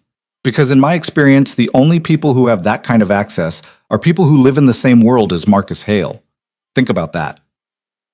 The drive back to Dominic's building was silent except for Helen's occasional muttered curses about federal overreach and fishing expeditions. When they pulled up to the curb, Helen turned to Abigail. They have nothing, she said. If they did, they would have arrested you. This was intimidation, pure and simple. Why would they try to intimidate me? Because someone gave them your name. Someone who wants to muddy the waters around the Hale case. And my guess is it's one of Marcus's associates trying to create reasonable doubt for his trial. Helen handed her a business card. If they contact you again, call me first. Don't answer any questions without me present. Understood? Abigail nodded numbly. She rode the elevator to the penthouse in a daze. Dominic was waiting when she walked in, his expression tight with concern. What happened? She told him. Everything. The accusations, the server logs, the testimony from Marcus's associate. When she got to Agent Ross's final question about how Dominic had obtained his information, he went very still. She thinks you're like Marcus, Abigail said quietly. She thinks you're... I know what she thinks. Are you? The question hung between them. Dominic's jaw tightened. Am I what? A criminal? No. I've never laundered money or broken the law the way Marcus did. He moved to the windows, his back to her. But am I powerful? Do I have connections in places most people don't? Yes. That's how I got the information on Marcus. I called in favors, I made deals, I did what needed to be done. With who? People you don't need to know about. Dominic, I protected you. He spun to face her. That's all that matters. I used every resource I had to make sure Marcus couldn't hurt you anymore. If that makes me morally gray in Agent Ross's eyes, I don't care. But what if she's right? What if helping me put you at risk? I knew the risks when I pulled you off that sidewalk. Did you? Abigail crossed to him. Or did you just not think about the consequences? I always think about consequences. It's what I do. Then what are the consequences of this? Of us? Because the FBI just spent 2 hours trying to convince me that you're dangerous, that I should be afraid of you. Are you? Afraid of me? Abigail looked at him. This man who'd saved her life, given her a job, made her feel safe for the first time in months. This man who had connections she didn't understand and power she couldn't measure. I don't know, she admitted. The words hit him like a physical blow. She saw it in the way his shoulders stiffened, the way his expression closed off. I see, he said quietly.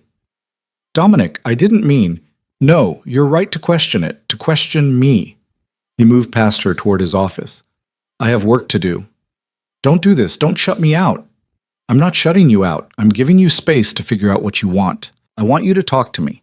I want you to tell me the truth about who you are and how you got that information and what it means for us. Dominic stopped in the doorway of his office. You want the truth? Fine.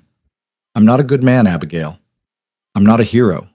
I'm someone who spent 20 years building power and influence because that's the only thing that kept me safe after my father died and left me with nothing but debt and enemies. I've made deals with people you'd cross the street to avoid. I've bent rules and pushed boundaries and done things that would make you look at me differently if you knew the details. He turned to face her fully. But I have never, not once, hurt someone who didn't deserve it. I have never broken a promise. And I have never regretted pulling you off that sidewalk, even knowing it would complicate my life. So if you want to be afraid of me, go ahead. But don't pretend it's because of something Agent Ross said. It's because you're starting to realize that being with me means living in a world that isn't black and white. And that scares you. Abigail stared at him, her heart pounding.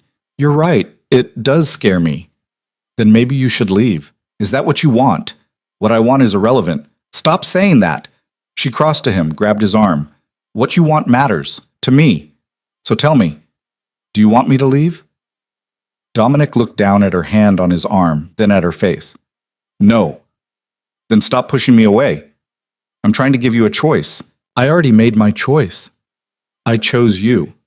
I chose this. And one scary FBI interview isn't going to change that. She moved closer. But I need you to be honest with me. About everything. No more secrets. No more vague answers about your connections or your methods. If we're doing this, I need to know who you really are. Dominic was quiet for a long moment. Then he nodded. Okay. Okay, I'll tell you whatever you want to know. But not tonight. Tonight, I need you to trust that I'm on your side. Can you do that? Abigail searched his face and found only exhaustion and something that looked like vulnerability. Yes, she said. I can do that. He pulled her into his arms, holding her tight enough that she could feel his heartbeat against her cheek. They stood like that for a long time, neither of them speaking, just breathing together. That night, they lay in bed in the dark, not touching, but close enough that Abigail could feel his warmth. My father had enemies, Dominic said suddenly. After he died, they came after the company, tried to buy it out from under me, tried to sabotage deals, tried to destroy everything he'd built. I was 19 and terrified and completely unprepared. Abigail turned toward him, listening. There was a man, Dominic continued, Jonathan Price. He ran a private equity firm. He offered to help me, give me advice, make introductions, show me how to survive in that world. I thought he was being charitable. Turns out he just wanted to control me. What happened? I learned fast. Learned how to read people, how to make deals, how to use leverage, and when I was strong enough, I cut him off. He didn't like that, so he tried to destroy me. Dominic's voice was flat, emotionless. I had to make a choice. Roll over and let him win, or fight back with everything I had. You fought back. I burned his reputation to the ground, exposed every shady deal he'd ever made, every favor he'd called in, every corner he'd cut. By the time I was done, he was radioactive. No one would touch him. He paused. He killed himself 6 months later. Abigail's breath caught. I didn't pull the trigger, Dominic said quietly, but I might as well have. And that's who I am, Abigail. Someone who will do whatever it takes to survive, to protect what's mine. I'm not judging you. You should be. Why? Because you defended yourself? Because you refused to be a victim? Because I enjoyed it. His voice was raw. When I heard he was dead, I felt relieved, satisfied, like I'd won. And that's not normal. That's not how normal people react. Abigail reached out and found his hand in the dark. You're not a monster, Dominic. You're just someone who learned to survive in a world that didn't give you any other choice. Is that what you tell yourself, to make it okay to be with me? No. It's what I know because I see you, the real you. And yeah, you're ruthless and calculating and probably more dangerous than I want to think about. But you're also loyal and protective, and you gave me a reason to stop running. She squeezed his hand. So no, I'm not afraid of you. I'm just trying to figure out how to love you. The word hung in the air between them. Love. She hadn't meant to say it, but now that it was out there, she couldn't take it back. Dominic didn't respond for so long that Abigail thought maybe she'd made a mistake. But then he pulled her close, his arms wrapping around her, his face buried in her hair. Don't, he whispered. Don't love me. I'll only disappoint you. Too late. He made a sound that might have been a laugh or a sob. You're going to regret this. Probably, but I'm doing it anyway. They fell asleep tangled together, and for the first time since the FBI interview, Abigail felt like maybe they'd be okay. They didn't speak about it again for 3 days, but the words hung between them like smoke, invisible but impossible to ignore. Abigail went to work, presented reports, answered emails, and pretended everything was normal. Dominic did the same, moving through meetings and conference calls with his usual controlled precision. But at night, when they were alone in the penthouse, something had shifted. They were gentler with each other, more careful, like they both knew they were holding something fragile and weren't quite sure how to keep it from breaking. On the 4th day, Agent Ross called again. Ms. Carter, we need you to come back in. We have additional questions. Abigail's stomach knotted. I've already told you everything I know. New evidence has surfaced. We need to discuss it. What kind of evidence? I'd prefer to discuss it in person. Tomorrow at 10? This time Abigail didn't even consider going without Helen. She called the lawyer immediately, then called Dominic. They're not going to stop, she said when he answered. Someone's feeding them information, trying to make me look guilty. I know. His voice was tight. I'm working on finding out who. How? The same way I found out about Marcus. I'm asking questions in places most people can't reach. Dominic, trust me, I'll handle it. But that night, when Dominic came home from work, he looked exhausted in a way that had nothing to do with hours worked. He poured himself a drink and stood by the windows, staring out at the city like it held answers he couldn't find. Abigail joined him, slipping her hand into his. What's wrong? She asked. I know who's been talking to the FBI. Her heart stopped. Who? Patricia. The name hit like a punch. Patricia from work? Your VP of Operations? Former VP of Operations. I fired her an hour ago.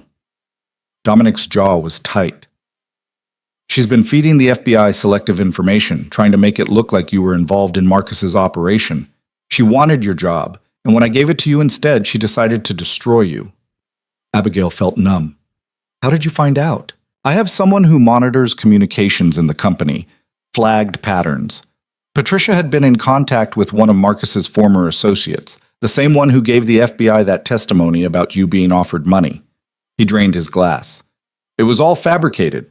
The associate was lying, and Patricia was coordinating it. Why would she do that? Because she thinks you don't deserve the position. Because she's been passed over for promotions before and she's angry. Because hurting you was a way to hurt me.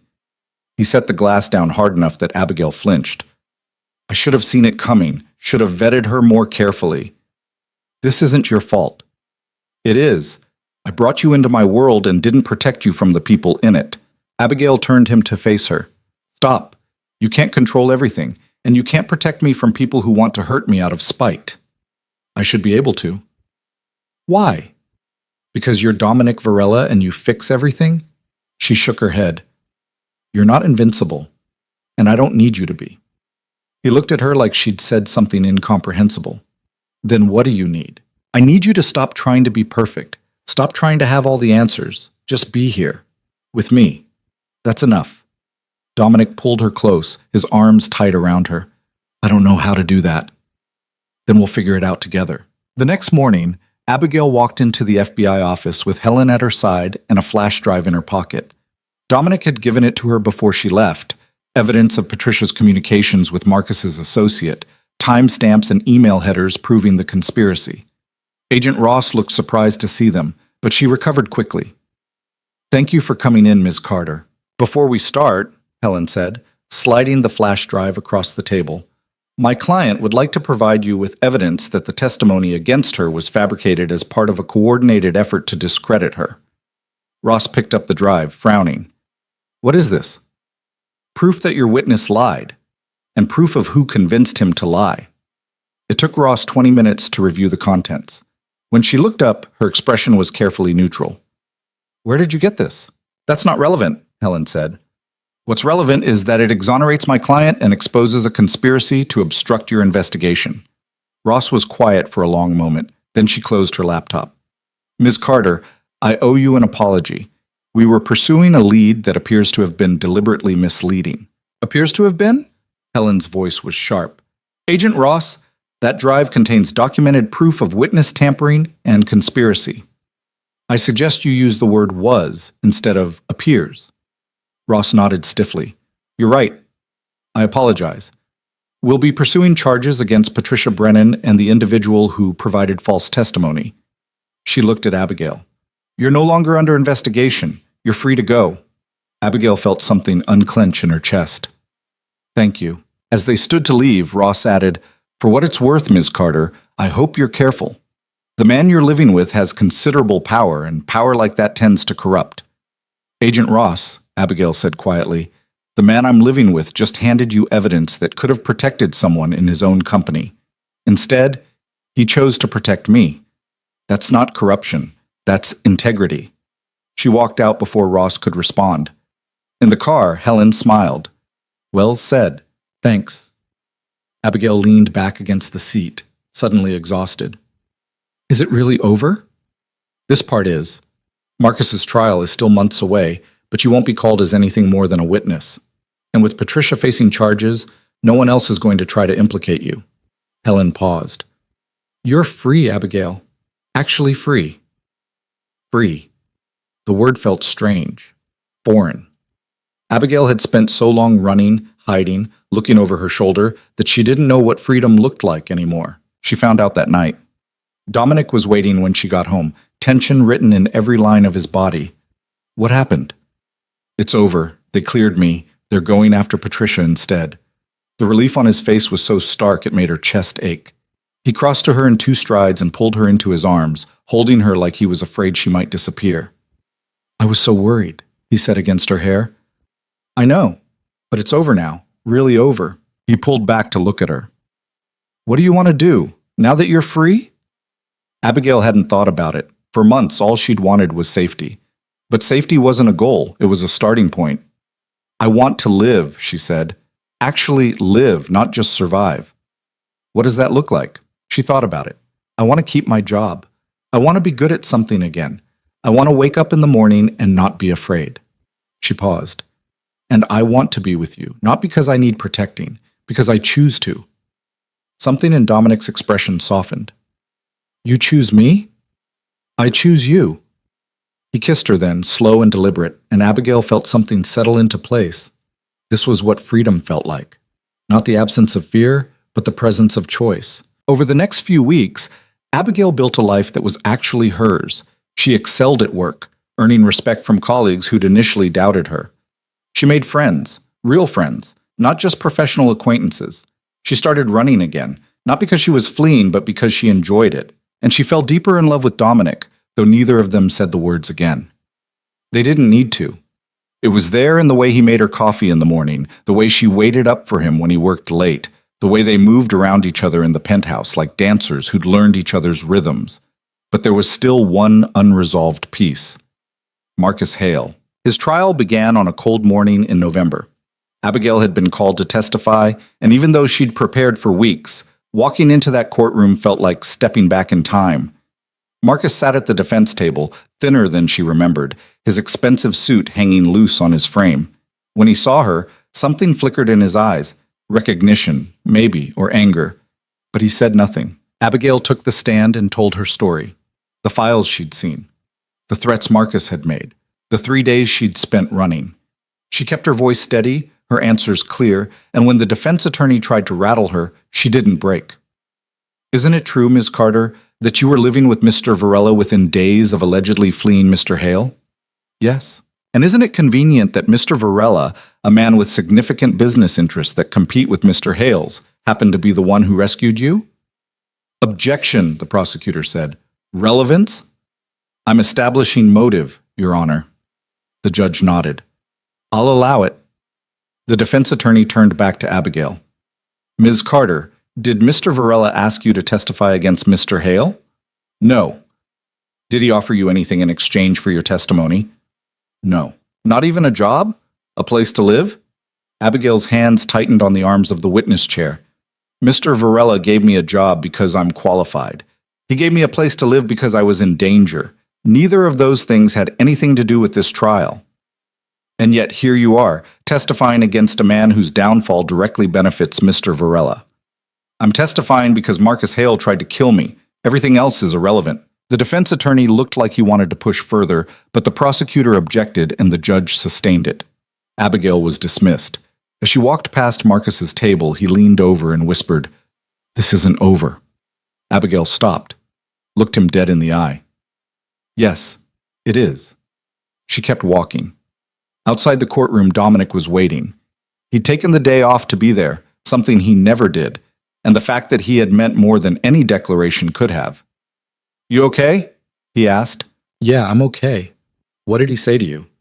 Abigail considered lying, but she'd promised honesty. He said it's not over. Dominic's expression darkened. "It is over. The prosecution has him dead to rights. He's going to prison for 20 years minimum." "I know, but he wanted me to be scared, and I'm not." She took his hand. "I'm done being scared of him." The trial lasted 3 weeks.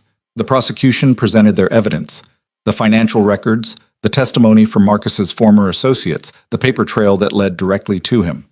The defense tried to create reasonable doubt, tried to paint Marcus as a victim of circumstance, but it didn't work. The jury deliberated for 6 hours. When they came back, the verdict was unanimous, guilty on all counts. Marcus Hale was sentenced to 25 years in federal prison. No parole, no appeals that would stick. It was over. Abigail watched the sentencing from the gallery, Dominic's hand warm in hers. When the judge brought down the gavel, she felt something release in her chest, something she'd been carrying since that night Marcus walked into her apartment and changed her life forever. Outside the courthouse, reporters swarmed. Abigail ignored them, but Dominic paused long enough to make a brief statement. "Justice was served today. Marcus Hale will spend the next quarter-century paying for his crimes. That's all I have to say." They walked to the car through a maze of cameras and questions and didn't speak until they were safely inside. "How do you feel?" Dominic asked. Abigail thought about it. "Free. Actually free this time." "Good." He started the engine. "Where do you want to go?" "Home," he smiled. "Our home or my home?" "Is there a difference anymore?" "No," Dominic said quietly. "I guess there isn't." That night they celebrated quietly, just the two of them, wine and takeout, the city spread out below them like a promise. They talked about the future, about the company, about a trip Dominic wanted to take to Italy in the spring. "Come with me," he said. "To Italy?" "To anywhere. Everywhere." He set down his glass. "I want to show you the world, the parts of it that don't involve boardrooms and trials and running for your life." Abigail smiled. "That sounds nice. Is that a yes?" "It's a yes." They made love that night with a tenderness that hadn't been there before, like they both knew they were building something real, something that would last. And afterward, lying tangled in Dominic's sheets, Abigail finally said what she'd been holding back. "I love you." Dominic went still. "You already said that." "I know, but I wanted to say it again, when I wasn't scared, when it wasn't about need or desperation, just because it's true." He pulled her closer. "I don't know how to say it back." "Then don't. Just show me." "How?" "However you want." Dominic was quiet for a long moment. Then, "When I was standing outside that courthouse today, watching them sentence Marcus, all I could think about was that first night. When I found you on the sidewalk, you were so broken, and I was so—" He stopped. I was so angry that someone had done that to you, that the world had failed you that badly, and I wanted to fix it. Not because I'm a good person, but because I couldn't stand the idea of you staying broken. Dominic, let me finish. He took a breath. I've spent my whole life avoiding attachment, avoiding anything that could be used against me. And then you walked into my life, collapsed into it, really, and suddenly I had something to protect, something worth protecting. And that terrified me. Still terrifies me. Why? Because I could lose you. Because caring about you gives you power over me. Because, he stopped, jaw tight. Because I love you. And I don't know what to do with that. Abigail's throat tightened. You don't have to do anything with it. Just feel it. That's enough. Is it? For me it is. Dominic kissed her forehead. You make me want to be better than I am. You're already better than you think. I'm really not. Then we'll figure it out together, just like everything else. They fell asleep like that, wrapped around each other, and Abigail dreamed of Italy and boardrooms and a future that looked nothing like the past she'd run from. 6 months later, Abigail stood in a conference room presenting Varela Acquisition's annual financial report to a room full of investors. Her numbers were flawless, her recommendations sound. When she finished, the applause was genuine. Patricia's replacement, a competent man named David, who actually respected Abigail's expertise, caught her afterward. Excellent work, the board is very impressed. Thank you. I heard Dominic is taking you to Italy next month. He is. 2 weeks in Tuscany. David smiled. Make sure he actually takes the time off. The man works too much. I'm working on it. She found Dominic in his office, tie loosened, looking at acquisition proposals. He glanced up when she entered. How'd it go? They loved it. David said the board is impressed. Of course they are. You're brilliant. He set aside the proposal. Are we still on for dinner tonight? Unless you want to cancel and work instead. Not a chance. I promised you actual work-life balance and I'm trying to deliver. Abigail crossed to his desk and kissed him. You're doing great. Liar? Okay. You're doing okay, but it's progress. He smiled and pulled her down onto his lap. I have something for you. What? He pulled a small box from his desk drawer. Not a ring box, something flat and rectangular. Open it. Abigail opened the box and found a key. What's this? To a house in Lincoln Park. 3 bedrooms, a real kitchen, a yard. I bought it last week. She stared at him. You bought a house? I bought us a house. The penthouse is great, but it's not a home. It's just where I live. I thought... He paused, looking uncertain in a way she rarely saw. I thought maybe we could build something together. Somewhere that's ours. Not mine. Ours. Abigail's eyes filled with tears. You bought us a home. If you want it. If you don't, we can stay here. I just thought... She kissed him to shut him up. When she pulled back, she was crying and smiling at the same time. I want it. I want all of it. With you. Dominic's relief was palpable. Good. Because I already hired movers for next month. She laughed. Of course you did. They moved into the house in June. It was smaller than the penthouse, but warmer, with hardwood floors and big windows and a kitchen that actually got used. Abigail cooked dinner while Dominic learned how to grill on the patio. They adopted a dog, a rescue named Charlie, who was too energetic and not particularly obedient, but loved them both unconditionally. Life became something Abigail had never imagined it could be. Simple, happy, real. She still had bad days. Days when she'd see someone who looked like Marcus and her heart would race. Days when the FBI investigation felt like yesterday instead of months ago. But Dominic was always there, steady and patient, reminding her that she was safe. And slowly, she started to believe it. One night, almost a year after Marcus's sentencing, Abigail woke from a nightmare. But this time, instead of Marcus chasing her through dark streets, she dreamed she was standing on that sidewalk again. Broken and bleeding. And Dominic walked right past her. She woke gasping, and Dominic was immediately awake beside her. What's wrong? Just a dream. But her hands were shaking. He pulled her close. Tell me. She did. And when she finished, he was quiet for a moment. I wouldn't have walked past you, he finally said. How do you know? You didn't know me. I know, but I would have stopped anyway. He kissed her temple. Some things you just know are right. Helping you was right. Even with everything that came after? especially with everything that came after. Abigail relaxed into his arms. I used to think power was about control, about making people do what you want. And now? Now I think real power is choosing not to use it. You could have controlled me, owned me, made me dependent on you, but you didn't. You gave me choices. You gave me freedom. She looked up at him. That's real strength. Dominic was quiet for a long moment. My father would have hated you. Why? Because you make me soft. You make me want things that aren't about winning or dominating or proving I'm the strongest person in the room. What do you want? To wake up next to you, to come home to you, to build a life with you. He paused. To be better because you're in my life. You don't have to be better for me. I know, but I want to be anyway.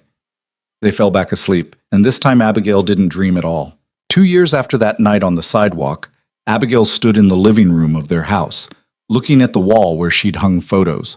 Her and Dominic in Italy, Charlie on the beach. The two of them at a charity gala Dominic had insisted they attend. A new photo had been added that morning, taken at the groundbreaking ceremony for the Marcus Hale Memorial Scholarship Fund. Abigail had started it 6 months ago, using money from a settlement she'd won against Marcus's estate. It provided college scholarships for young women who'd survived domestic violence. Dominic had thought she was crazy. You're naming it after him? I'm taking his name and making it mean something good. He tried to erase me. Instead, I'm using his legacy to help people he would have hurt. She'd smiled. Seems fair. He'd just shaken his head and written a check to match her contribution. Now, looking at that photo, Abigail felt something she'd never expected to feel about Marcus Hale. Gratitude. Not for what he'd done to her, but for what came after. For the way his cruelty had led her to Dominic, for the way surviving him had taught her she was stronger than she'd ever known. Bad things happen to good people. That's just life. But what you do after, how you choose to respond, who you choose to become, that's what matters. Dominic had taught her that power without compassion is just cruelty, and she'd taught him that strength without vulnerability is just loneliness. Together they'd learned that being saved doesn't make you weak, and saving someone doesn't make you a hero. It just makes you human. Hey, she turned. Dominic stood in the doorway, still in his work clothes, looking tired but content. Hey yourself, how was your day? Long? Yours? Good. The scholarship fund got 3 new applications today. That's great. He crossed to her and wrapped his arms around her waist. What are you thinking about? How different my life is now. How lucky I am. Luck had nothing to do with it. No? No, you fought for this. You survived. You rebuilt yourself. He kissed her neck. I just gave you a place to do it. Abigail turned in his arms. You gave me more than that. You gave me a reason to want to rebuild. We gave each other that. She kissed him, and it still felt like the first time, like coming home. Outside, the Chicago skyline glittered in the twilight. Somewhere in that city, someone was probably running. Someone was probably scared. Someone was probably collapsing on a sidewalk, broken and alone. And Abigail hoped, truly hoped, that someone would stop for them. That someone would choose kindness over convenience. That someone would see them as worth saving. Because that's the thing about being broken. You can't always fix yourself. Sometimes you need someone to choose to care. Someone to refuse to walk past. Someone to say, not on my watch. Dominic had been that person for her. And now, through the scholarship fund and the work she did, she tried to be that person for others. That was the real ending to her story, not the trial or the sentencing or even the love she'd found. It was the choice to use what had happened to her to make the world a little less cruel. I love you, she said against Dominic's mouth. I love you too. And standing there in the home they'd built together, surrounded by evidence of the life they'd created, Abigail finally understood what freedom really meant. It wasn't the absence of fear. It wasn't safety or security or even happiness. It was the ability to choose, to decide who you were and who you wanted to become.